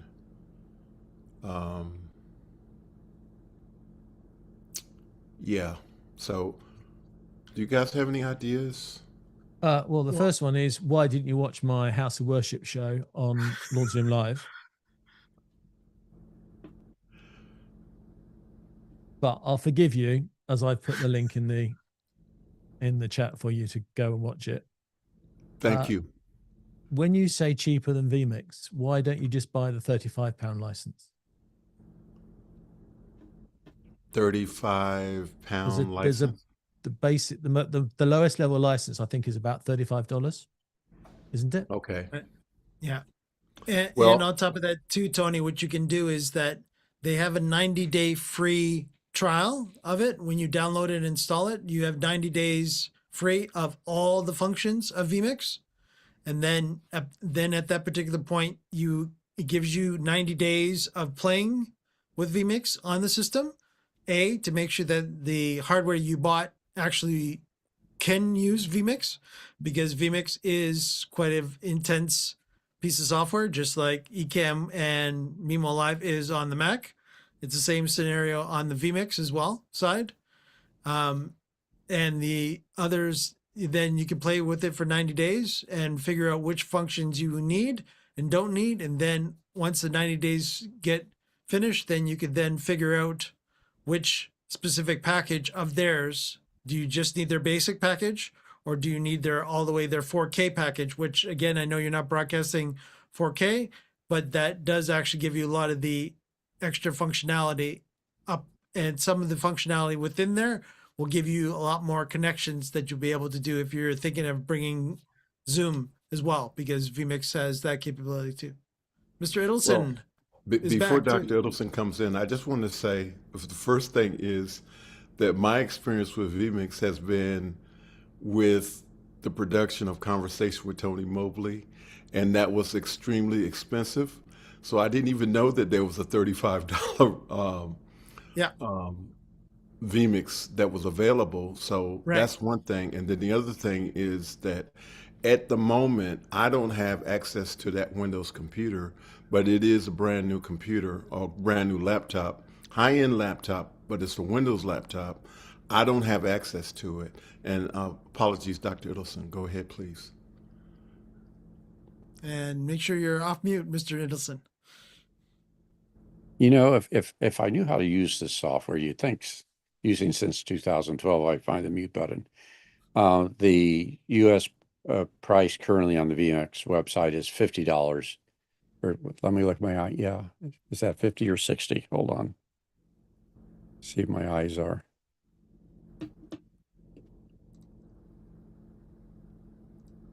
There we go. And I can even show it here. Okay, let me do my trick that I just showed earlier. Mm-hmm. Go right ahead, John. There it is. So the basic is $60. And gives you 4 inputs. I want to do it. Then it goes up to $350. There is a very good Zoom Marketplace app that I'm not sure where it's a marketplace. Let me not speak out of school. Yeah, vMix does have vMix does have Zoom integration in it. So yes, that's what you're talking about. Yeah. So, but if you wanted to be totally free and have something where you could build things on your machine and on their machine, you could go to OBS, because there's Windows versions and Mac versions, and although they're slightly different in some of their functionality, the scenes and the operation is pretty close to be the same. And there is an app in Zoom Marketplace called Feeds that gives all the Zoom connections into OBS. So there's some options there. And if you want to get control of that remote computer, there are ways that you could remote control, so you could log into their computer. But a Windows laptop, I'd be sure to check what their graphics card that's in it. So it may, quote, be a powerful Windows laptop, but it may not have the graphics power or the memory that you need to really do what would be a high level production. Yeah. And again, Tony, they're on. No, I did that right. Okay. Yeah. That's right. I had you spotlight because you were showing that. Sorry. Yeah. And Tony, so if you take a look at vMix's website, they'll actually have example PC suggested and tested hardware, and they will break it down to, okay, you're going to be doing how many cameras, how many inputs, et cetera, et cetera, et cetera, et cetera. And it'll give you the different configurations. Laptops, again, and this is something that John and I actually talked about today as well, is that you got to be very careful that you not overload the actual USB bus on the actual laptops. And laptops can and probably will share the actual. So if you do plug in, let's say, 2 USB cameras into it, chances are they're both going to be on the same USB bus. So it's not much different than the Apple world, where you are limited in that regards. And a laptop, unfortunately, for the vMix world is good, but it's not great, meaning that you are limited to what you can do with a laptop as compared to a desktop model. And John actually was showing it earlier today too, where he actually had an actual SDI video capture card, which is similar to what Andy has shown in the past that you would normally put in a Thunderbolt unit. Again, if you do have a bigger PC, you could actually put those cards, and those cards were actually more made for a PCI bus based Windows type machine where you could actually pop it into an actual PC desktop. Not saying that the laptop is bad. I'm just saying that your mileage may vary during your testing of vMix, that you might go, okay, a lot of this stuff I might not be able to do because of the limitation of the hardware, because da da da da da. Okay. Okay. So would it be practical to suggest that in addition to the laptop that they just purchased, that maybe they want to look at a mini PC? If they have a budget, and unfortunately this is a bad time in buying a PC right now because the PC components are outrageously expensive. But should you find something that is half decent, again, go to vMix's website and they will basically give you down to the specific specs. You could actually, if you really wanted to too, if you went to an actual computer store that will actually build computers for you from scratch, if you give them the parts list, then they should be able to give you a quote of how much that will be. Now, don't be freaked out that it is going to be outrageously expensive right now because of the parts shortage right now because of AI. So I'm giving you a heads up on that. Okay. Do you have an idea, Tony, of what you want it to do, what your whole system to do? Do I have an idea? Yeah. That's not it's in really technology, not in software, just physically. Do you want to, how many cameras do you want to see? Who do you want to see? What are you going to see, the words, the songs? You know, what do you want to experience? Well, to be transparent, my vision and their vision are totally different. So, not surprised. So, I guess what I would say is that I am still in the position of suggesting the things that they might want to look at, because we're still in the process of a new building being built.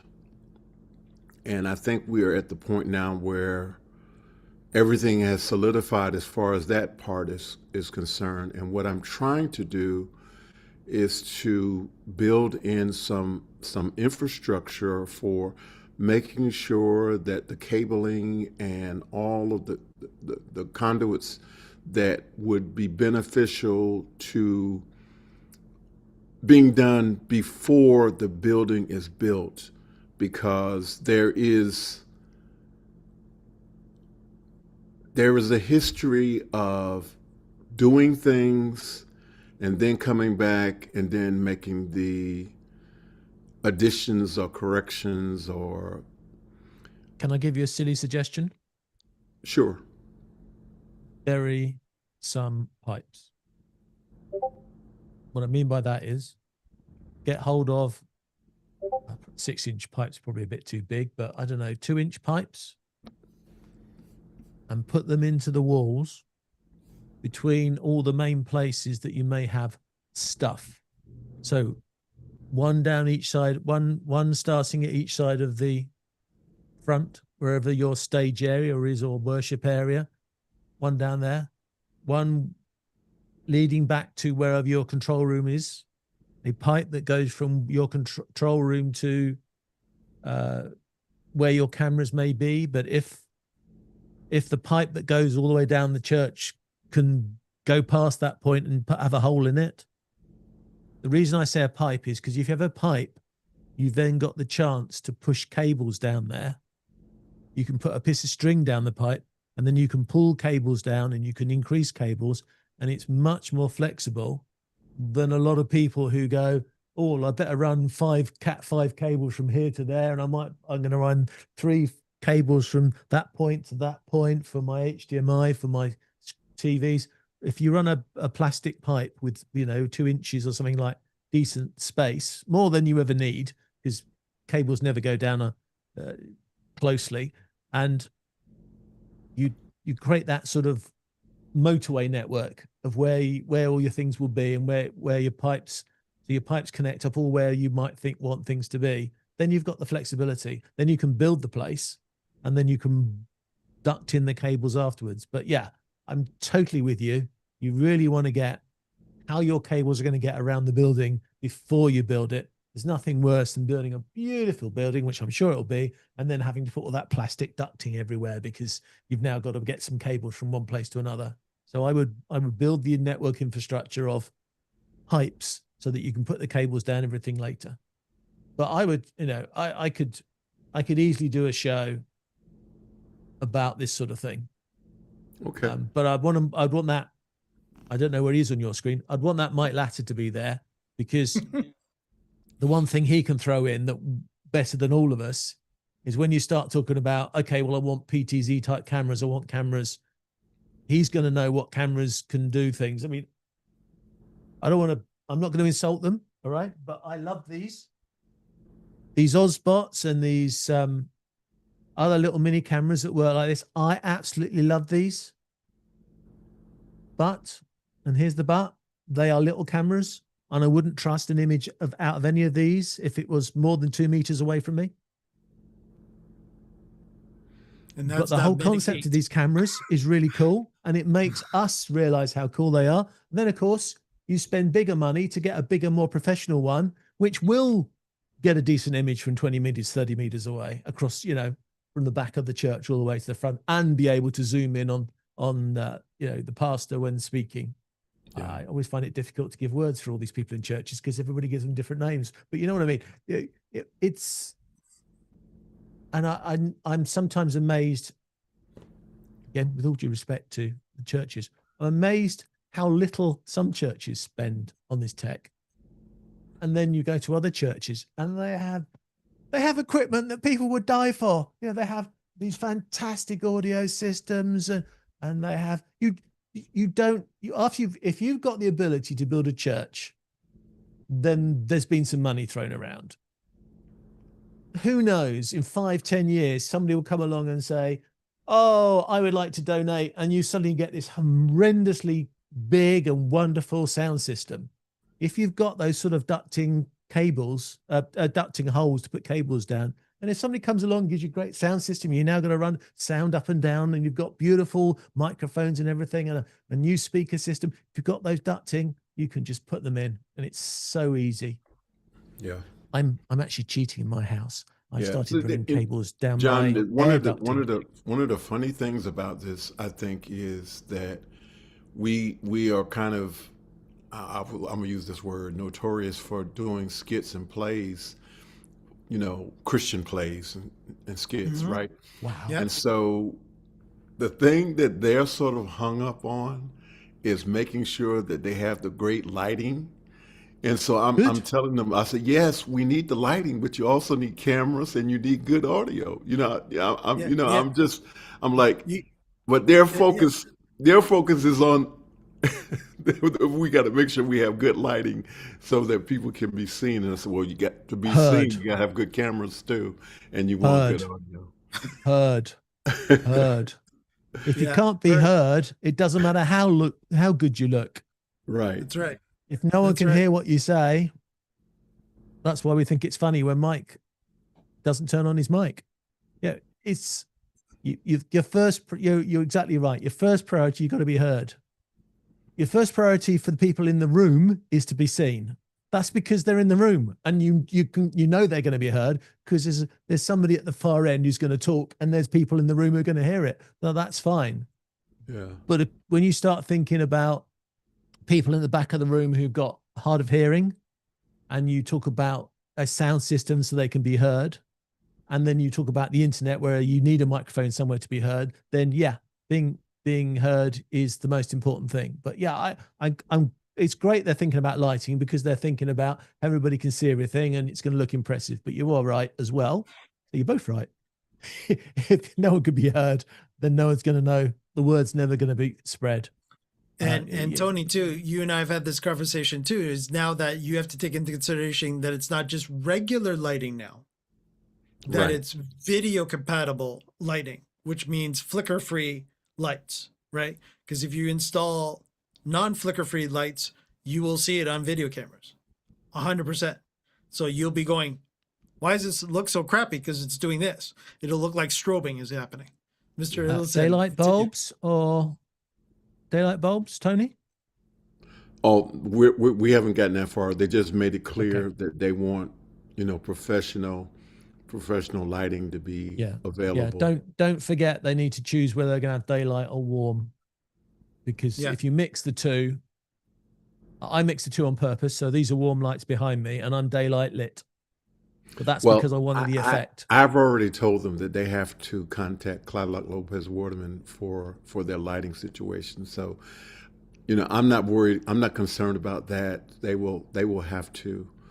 But I think you're right. Build for the future. So build so that you can have things in the future. But John Iddleson's been waiting very patiently. I'm sure he's got the best answer of all of us now. Is his chance to think about it? Well, no, I think the challenge, Tony, is sometimes the discussion of, are you going to have plays versus shows versus music performances and stuff gets in the way of what is the basic infrastructure that you need in that church. And that's what I think John on his side of the pond was saying. You need to have pipes that are available, and hopefully more than one, because you may want to send power lines to certain ones and audio and computer lines on the other. If you're talking about stage lighting, you're going to want to have pipes and rails up in the ceiling that you could hang things from, and then you need power there. So I think the cost of doing this when you're building it is so low compared to the cost of putting it in. So you really, this is literally not rocket science. There are architectural plans, and there are enough examples of houses of worship and multi-purpose meeting rooms that it's just a matter of, does your architect, do your designers know how to do it? And we had a very similar situation here in a community-based room that had to serve a lot of different masters.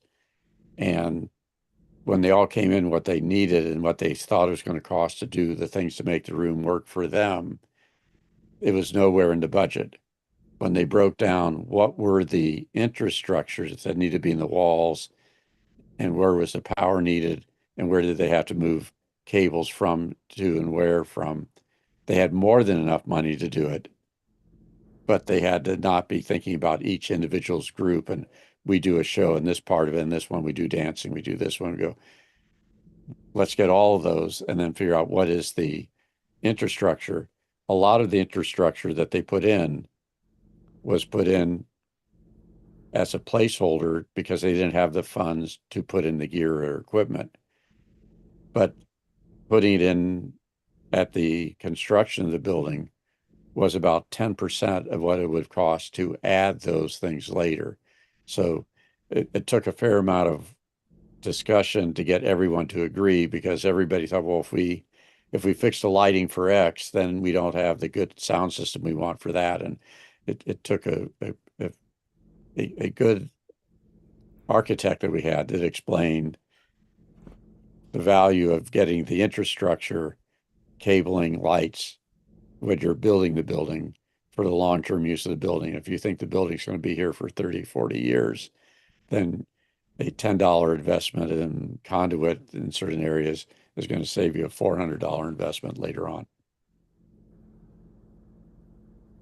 I agree. And I'm they maybe gonna see make you you as the laugh. video person, and you need to say, no, I'm not the video person. I'm the infrastructure person. I want to make you laugh. So, in the early days when we would have conversations about Cinemaker, right? And so, to a certain extent, they're still back there with Cinemaker because we've had a few successes with, doing outdoor events and using iPhones for the camera and the audio and because we've had a few successes with it, their minds are still back there. And so, this kind of conversation about PTZ cameras and, they're okay with I have to admit that they are receptive to the wireless mics and having some wired mics. So that part I don't think is going to be a real concern, but this idea of, professional cameras. And the other piece too is I think, and I'm not going to go into the actual city where it is, but there are also some security concerns and stuff like that too about, if you're putting cameras in, the mounting of it, how secure it can be, So there's just a lot of different things that are part of the equation. And so there are those that want to be able to say that we need to make it mobile so that after Bible study or worship service, we can pack it up and bring it back next week, which I'm not in favor of that, but I understand the logic of why they would, think in terms of that kind of thing. So that there are a lot of things that are up in the air, but it is a situation now that is kind of moved to the next step that the fact that the building is going to be going up, I think that the groundbreaking is probably going to happen before the end of this year for sure. Well, this is the time to fix it. But even the question of should it be mobile or not, that doesn't change the need for having easily wired and structured infrastructure. So you could have a set of cameras that you clip on and clip off.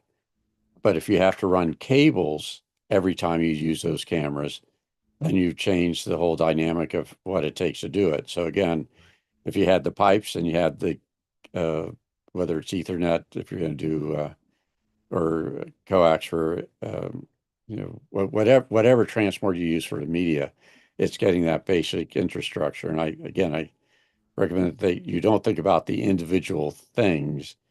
This is really a total infrastructure thing. If there is a security issue, this is the time to be able to put some open spaces. What we did is had essentially shelves that were in the wall, so you could have cameras put in behind the lockable thing, or the cameras were not obvious to where they were. So you only have one time to building the first time. And again, I'd recommend you don't think about, well, are we going to do mobile or are we going to do this? This is purely looking at it from a structural form. How do we get power and cables and mounting gear, whether that gear be hanging screen or that gear be a set of professional lights? It's that basic of a level, and that's where it's really not the designers. This is your architect. For city planning, you already have to say how many outlets you're going to have. Most new buildings don't have adequate outlets in their offices. they have 220 amp circuits. You need to be talking to them. It doesn't matter what they're going to do. They're probably going to need rooms with more power than the normal standards that your zoning would have. Right. So that's, so again, step back from anything you're going to do and say that this is, we're not fighting Apple, Mac, Windows, indoor, outdoor.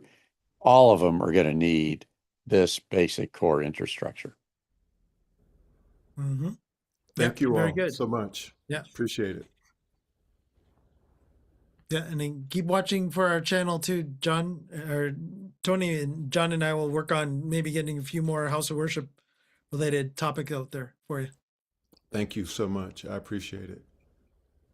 And I will, if I have enough notice, I will share with them as well. Maybe I can get them, some of them to watch as well. Of course. Absolutely. All right. That was a good way to round this up. And so we did a little bit of House of Worship related to Zoom still, because again, Tony is still going to be sending to Zoom from his House of Worship as well. So again, he has to take that into consideration as well. So that, even though we were talking the tech end of that was the tech end to make sure that we could actually get the tech to actually into some sort of Zoom workplace app or Zoom ISO or whatever. I just want to share that they're all in on Zoom. Zoom as being a part of it. It's just what is going to be the other piece that goes with it down the line, as far as they're committed. They're committed to doing hybrid worship services. They want to continue to do that even once they're in the building.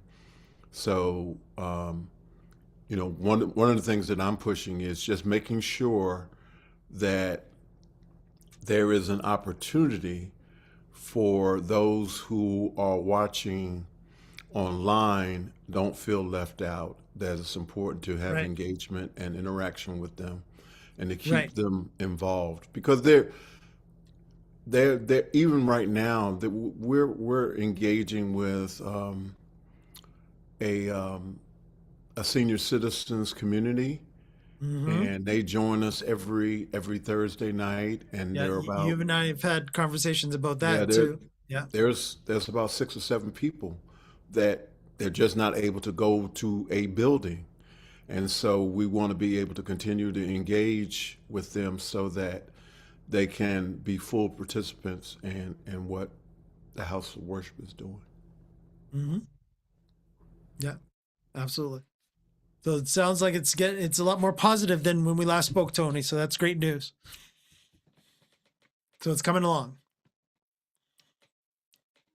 Excellent. Cool. Any last thoughts, Mr. Drinkwater, before we wrap it up for this week's version? Because I do not see any other questions besides Tony's that came in last minute there. No, I think we've covered everything we could think of covering.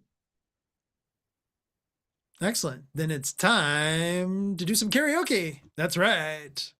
It is karaoke time here on the Zoom Test Kitchen. Enjoy, everybody. Oh, I promise I won't make it loud for everybody that hurts their feelings. There we go. Here we go.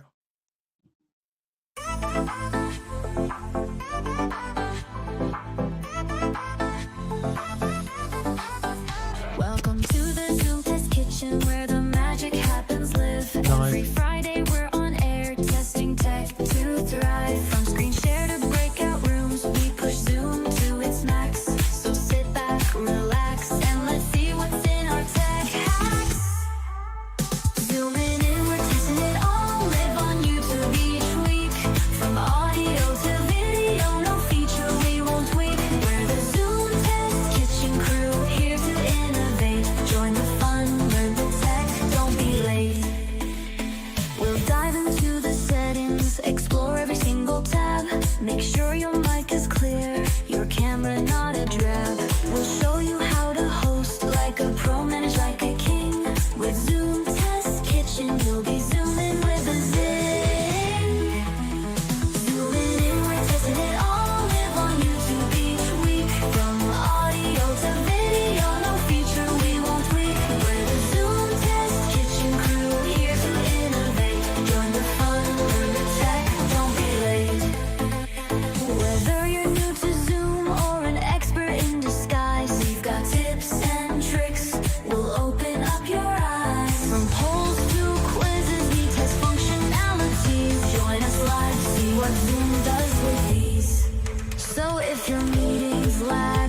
can't share your screen, or if your audio echoes like you're stuck in between, we've got solutions. We'll show you how it's done.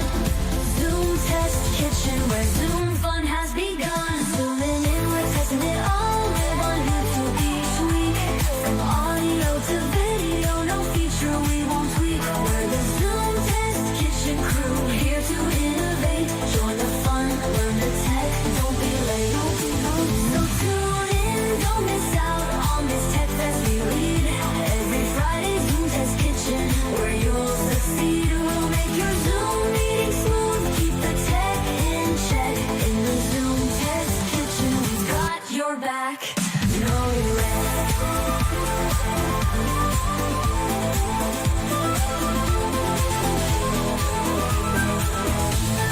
All right, big finish, everybody. We're the Zoom Test Kitchen, we've got your back. No. That's right. We got your back. No wreck.